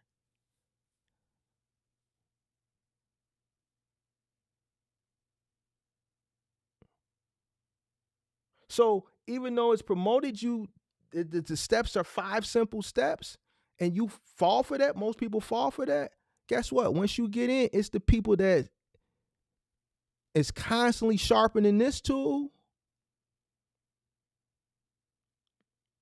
that's going to beat you 40 ways going north. They're going to put their foot on your neck every single chance they get. And you're going to run from this person to that person, this person to that one, trying to get the answers. When those entry-level answers are accessible.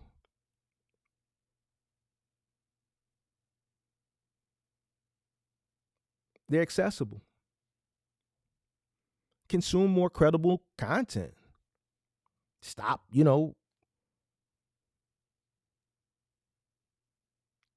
if shit sounds too good to be true, it is. It's nothing instantaneous about this. There's no instant gratification. Why? This is the question that you should ask yourself before you quit. Why? Why am I doing this? Why am I doing this? The reason why I say stop before you pull the trigger and ask yourself why, because that's going to put you in a deep thought. Because a lot of people make emotional decisions. So even if you're about to pull the trigger based off emotion, stop and ask yourself why. Is it just to escape a job? Is it to escape a boss? Is it to escape a supervisor? Because when you ask yourself why and you start to do the dig, you may be running into a worse off situation.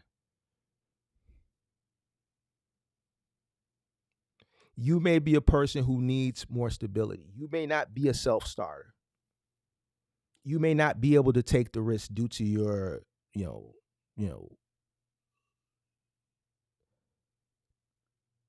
livelihood, the things with that your livelihood. You may have a wife, kids, bills, responsibilities, I should say.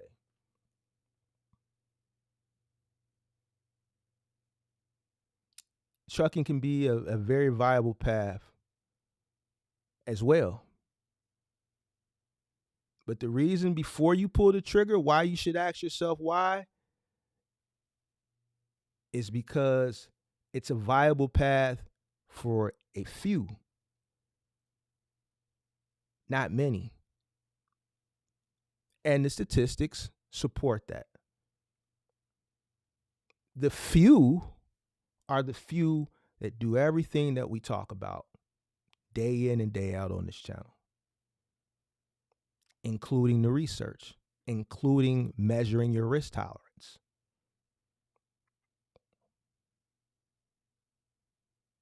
It's like going to the casino. How much can you afford to lose? Can you take the risk? It's the day-to-day that you can gamble. It's the 30th. Rent's due tomorrow. It's the day-to-day that you can take that risk. Same thing. I got 3 kids, 2 kids, 4 kids, a wife, 2 incomes. Can I afford to build a business? Ask yourself this. Why? Why am I doing this? Why do I want to do this business? And if the answer is because you hate your job, why do you hate your job? If it's because of another man or another woman, you goofy. Ain't nobody gonna run me and put me in a situation where I'm unstable and I got a family dynamic to support.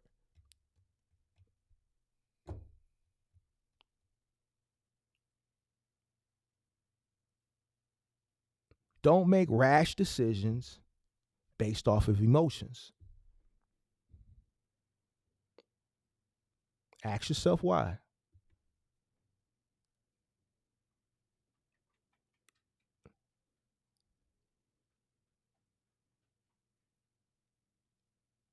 Whenever you find yourself in a situation of uncertainty, before pulling the trigger, stop and ask yourself why.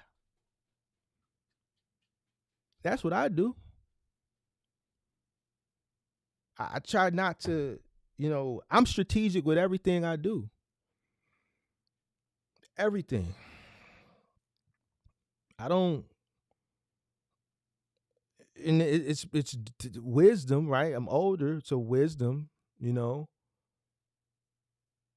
But I don't put myself into, and I try not to put myself into tough situations.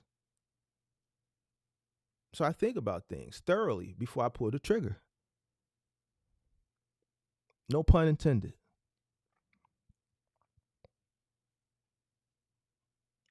I built 2 applications in 2019. I invested. I funded them. They both failed,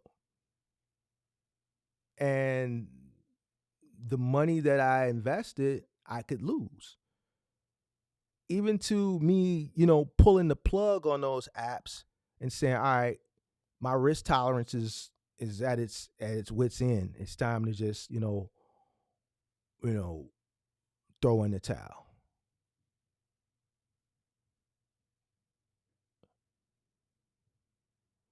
I didn't keep going. Why? If I would have kept going, then I would have had the same results. There's no way what I was trying to get involved in, well, that whole sector in the applications is kind of dead now. It's just, the big companies have bought up all the smaller companies, and they're a conglomerate monopoly in that sector. And I would have still been too fairly new where wouldn't have had the time to build up mine to the point where I would have got acquired.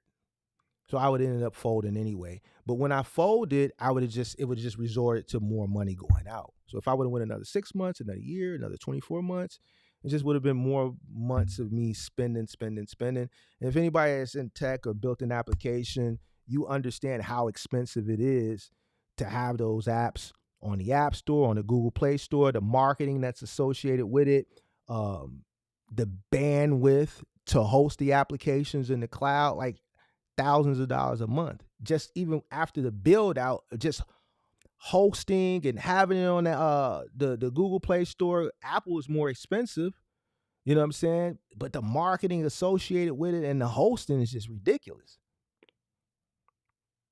And then the constant maintenance. Why? I'm not a coder, so I got to constantly pay the guy over in India who I outsourced to build it because it was too expensive to pay a developer here in America to constantly make changes. Every time there's an update with Apple, guess what? Now this damn app is acting up. I got to pay him to go in and make changes.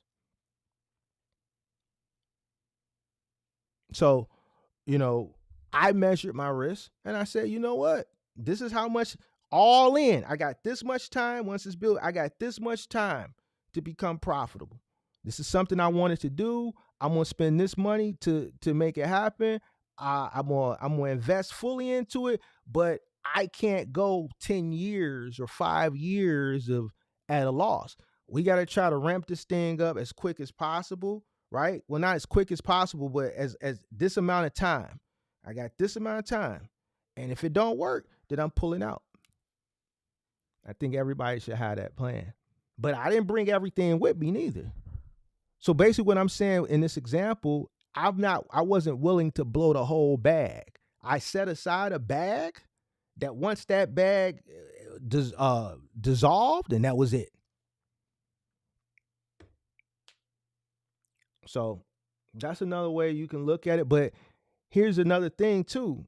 With that project, I didn't sacrifice leaving a job to make that happen. Revenue was still coming in. Multiple streams of revenue were still coming in. So this was a project that I, did to see if I could create something in the tech field to bring in more revenue. I didn't walk away from everything and I was banking on this one thing to replace something that I walked away from. No. I will never do that.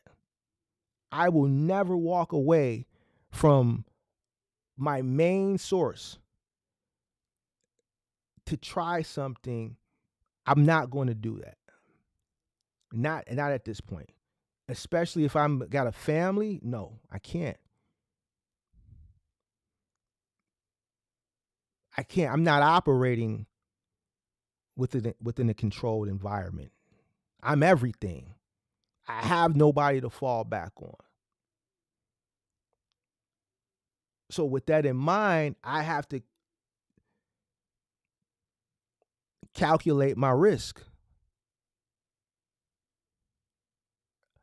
Don't do shit willy-nilly like we see a lot of people do. Just jump in because they favorite when told them it was just 5 simple steps. And then got to do the walk of shame. They got to come to Big Mark and ask Big Mark, because Big Mark going to give them Big Mark going to hold you accountable. We're going to give you the answers. We're going to keep it straightforward. You can come holler at me for free on the call-in show. But I'm going to tell you what it is. And you don't want to do that. And you can avoid doing that by doing everything I talked about today. I don't want nobody to fail. I want everybody to win. It's just people don't like. I don't even think it's just hearing the truth. I just think people want the easy path, because when you tell people the truth, it's just more steps and it's harder, and that furlongs the gratification. The gratification no longer becomes instant. It becomes prolonged. For me to sit here day in, day out, your favorite content creator make fun that I'm in the crib, but as I always say, well, thank you. It costs money to be in the crib. You've been here, so it ain't cheap. But I wasn't able to sit here every day 10, 15 years ago. There was no gray hairs 15 years ago. I was active. The gratification came later.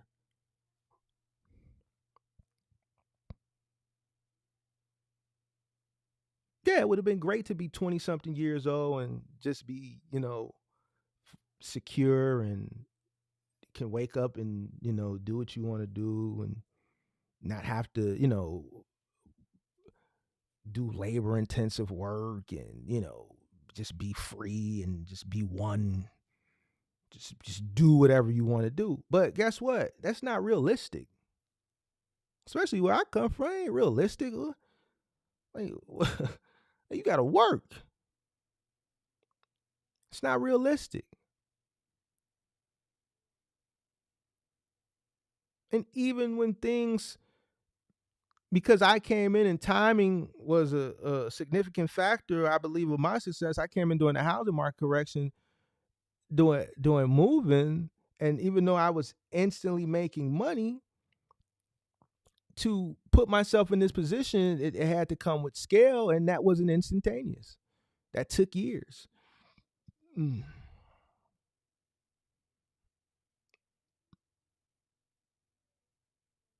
I wish, everybody wishes they could be 20 and 30 and just have all the time in the world on their hands. But it's not realistic, man. If you take your 20s and your 30s and you work extremely hard, you delay your gratification, you invest your money into things that can create other streams of revenue for you, and you invest wisely, you don't go out and, live above and beyond your means, and you make good decisions, then 40 is not, it's not unrealistic when you start in your 20s and 30s, especially in today's time. It's not unrealistic.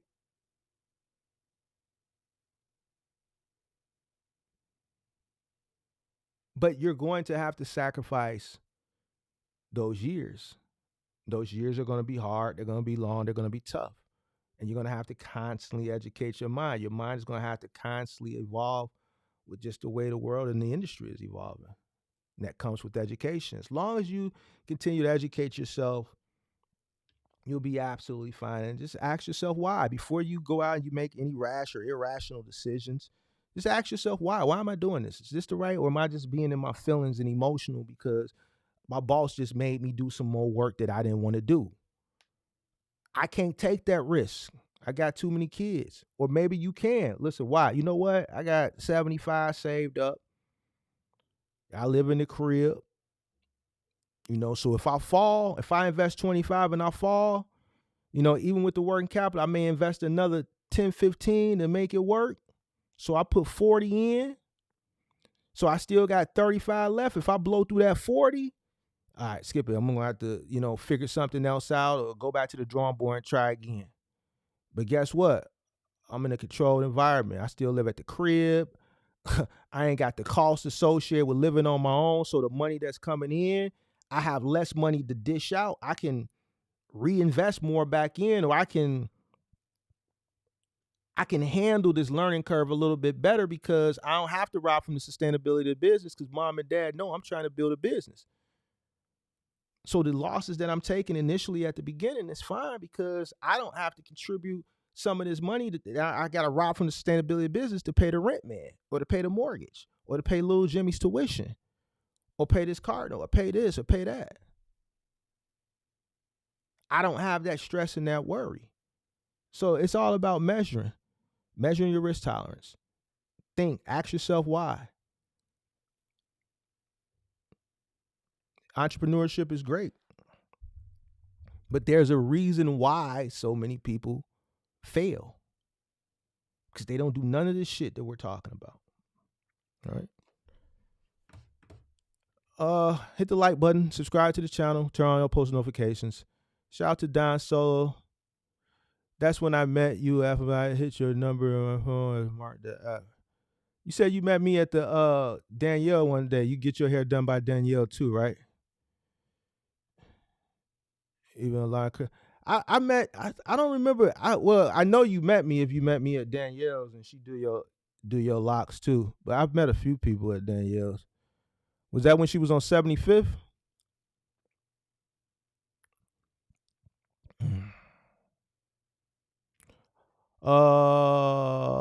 Sosa Not Sammy says it's a game of leverage. You got to play the leverage game where cheeks will spread. That is why truckers are still twerking up and down these interstates.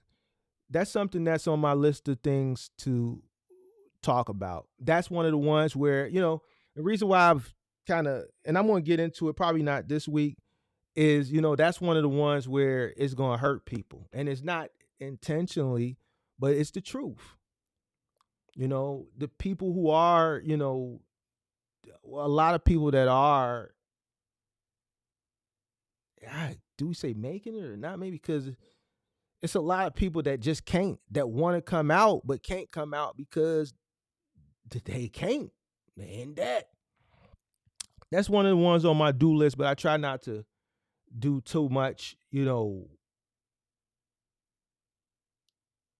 do I want to say real life shit too back to back, because then I try not to be too, here's the thing,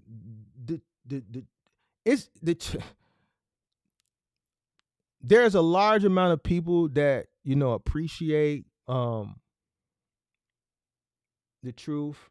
There's a lot of people that are realistic, but then there's a bunch of people that just aren't. They want to be sold a dream. And eventually those people convert over because they have to find things out the hard way. But I try not to do that type of content, back to back to back. So I try to slide in some educational stuff in between. Listen, this is the real reason, this type shit, man. You really just in debt. You over leveraged. You out here, you got this truck, you spent $150,000 for it 2.5, 3 years ago because you was told that you should have went out and bought you a brand new truck, and you went out and got you a Mac, brand new Mac truck. You spent $150,000 for it, and you robbing Peter to pay Paul, and this is one of the main reasons you in the situation you in. Like, I try not to do that type of shit back to back. But yeah, debt is one of the contributing factors that some people are stuck. So we can talk about that too.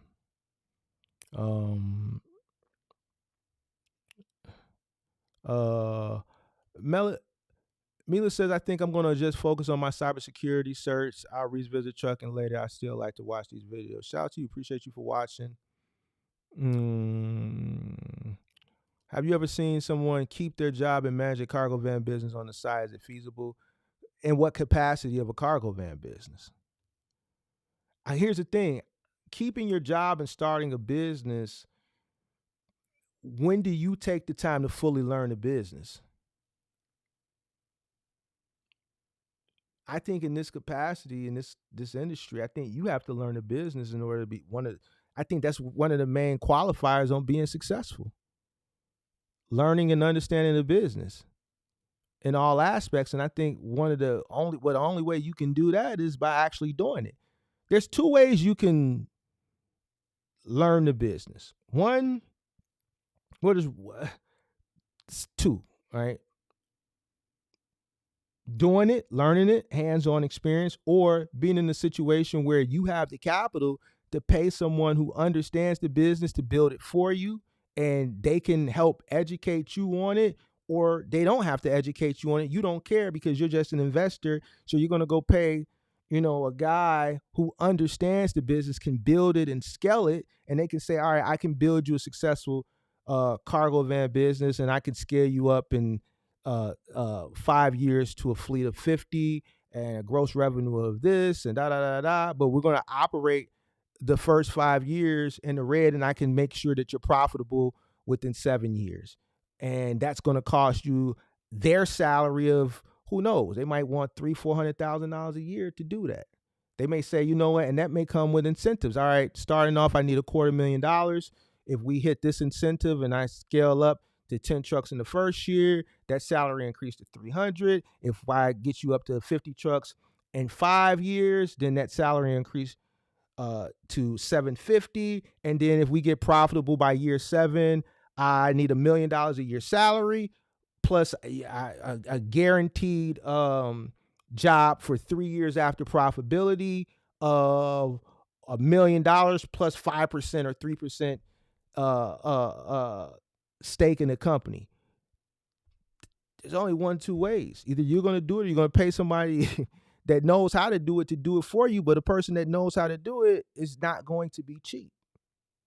And depending on how they want to structure the deal, and this is just a mock structure that I just did, but you're going to, a person that knows that and they're confident that they can do it, that deal is going to come, it's going to be incentivized because they're going to make more off accomplishing the goal from you, which is what they want to do anyway. So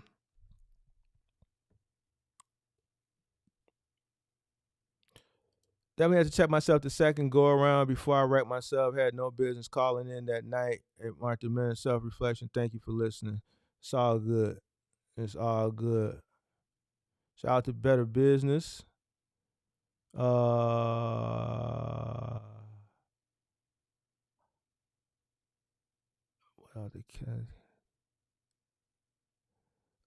Pop Sosa. Yeah, Pop Sosa went on a rant the day of the election in one of those live streams. He went on a rant. He was just going on. I'm in the gym. I'm steady getting notifications. He watching the replay of the live stream, commenting like he watching the live stream while it was live. Like he was, the way he was commenting, you would thought the live stream was live and he was in the damn chat. He was going off. I'm just looking at this shit. I'm in the gym and he's just going off. Some of the stuff was just misconstrued, but everybody got their opinion. So attacking that one sister. What one sister is he talking about? Can't wait to watch her. Maybe he talking about what's her name? Kamala.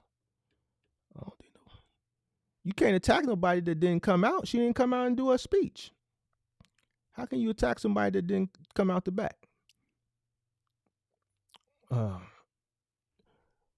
75th, we were chopping it up. I was telling you about my Nigerian buddy who was in IT. You were talking about getting the apps but hadn't started yet. Oh, okay, so yeah.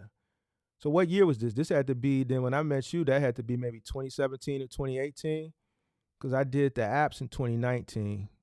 Late 2018 going into 2019. Excuse me. I'm currently making $90,000 a year and want to go into the box truck business. To be honest, I'm nervous to quit my 9-to-5 to focus primarily on the box truck business. You should be nervous. You should be nervous. Absolutely nervous. Not because, you should be nervous because it's something to be nervous about. It's a risk. It's a big risk, especially when you're transitioning from a career of almost $100,000, which is which supports your livelihood. You're not transitioning from a stream of revenue into another stream of revenue or adding a stream of revenue. Your core income, your main income, you're leaving that to create a new core source of revenue, that's something you should be nervous about.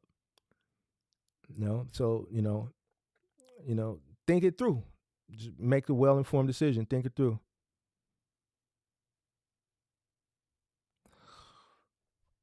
When y'all get on the live with Mark, can y'all start saying who finessed y'all and stop being scared to say their name? Y'all blow me with that. I think, I don't know. I'm starting to think when people do that, this is like, man, some of these cats is probably like the diddler. And maybe some of these cats is like the diddler, man. They scared or something. I don't know. Maybe hey, maybe these people is got them by the balls, man. You never know. You did what it is. So, it is what it is. Who knows? All right, man. It's been fun. Make sure you guys hit the like button. A consistent paycheck is better than an inconsistent paycheck. I definitely agree with that. For show money, it's better than no money. For the show. You did what I'm saying? And this live stream wasn't to deter you from coming in. There's a guy, he's just so mad at me last week because he misconstrued. And this is the $2,500. I bought my truck for $2,500. So what you mean I can't start a box truck bids for $105? I paid $2,500 for my truck. This is what he told me. So this is not to deter anybody. This is to make you think. I challenge people to think because it all starts from up here. You know what I'm saying? So, I'm just challenging you to think, think about the things that, think. These are, before I make any purchase or large purchase or investment, right now I'm in the process of making a large purchase, you know what I'm saying? And I'm doing a lot of research. Countless research. Why? Because I want to make sure that I get a good return on my investment. I don't want to just go into, something willy-nilly and buy something and without doing the research.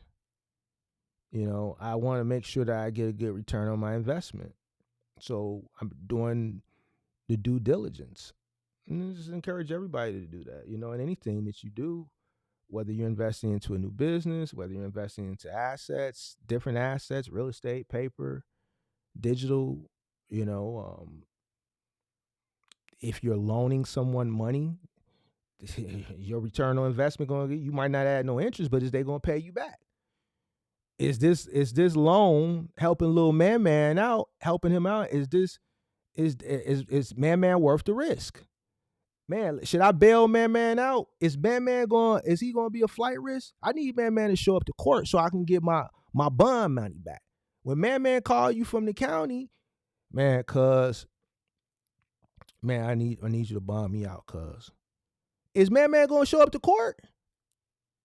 Man, I don't know, man. You might not take your ass to court. I need my bond money back.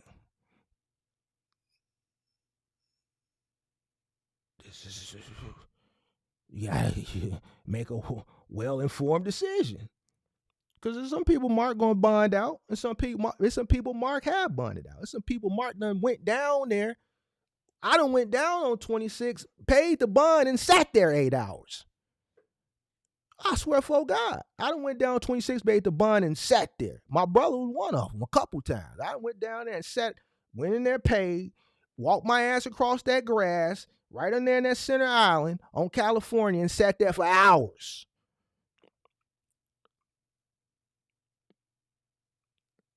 And some people I ain't gonna bond out. Some people I ain't gonna bond them out.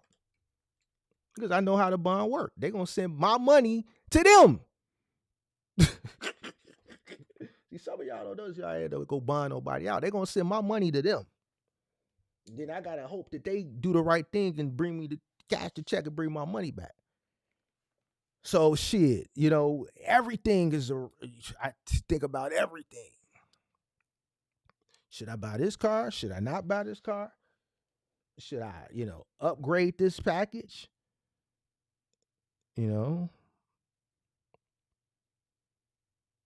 So just think about everything that you do before you do it.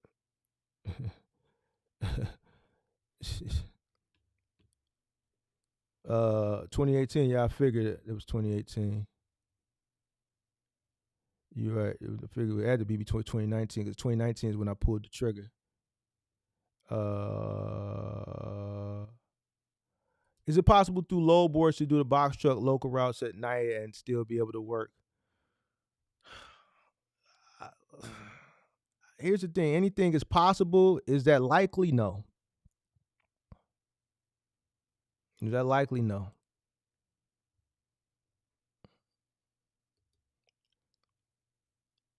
A lot of people don't think before they say it. Do I agree? You're right, Kevin. But if somebody just played you for thousands, me personally, it ain't no coming back. I'm gonna tell you the world about them. Don't go to so and so. You said 2018. Yeah, I figured it had to be before 2019. Had to get them out of Cook County. Definitely. Well, not everybody. I had some people done called and I left their ass in there. Straight up. Some people done called and left their ass in there. Some people done called. I remember one time my homie called. I was in the hand car wash. I left out the hand car wash.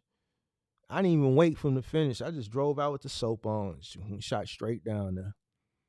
Certain people I do it for and certain people I won't.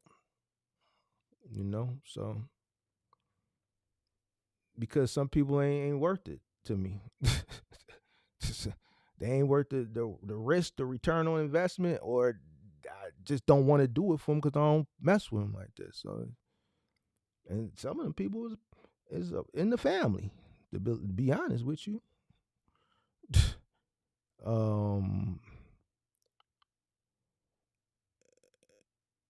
is freight a good app to you? I hear good things about freight. I've never tried freight, but I hear good things about it. You know what I mean? So, all right. Appreciate everybody.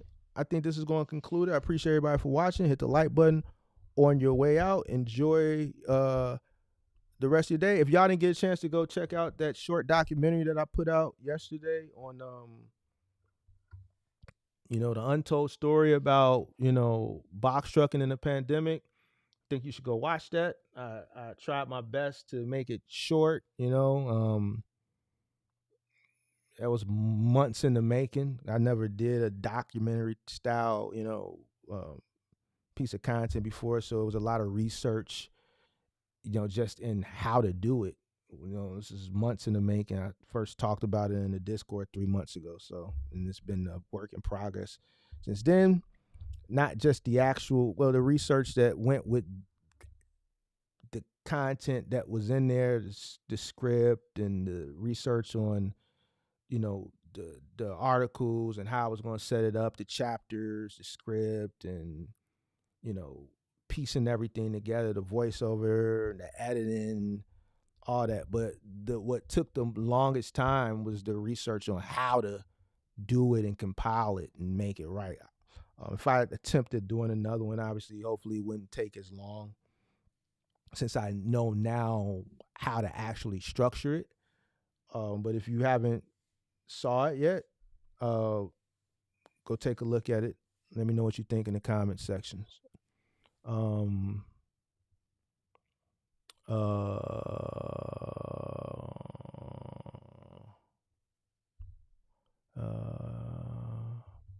right, y'all. Catch you on the next one. Peace.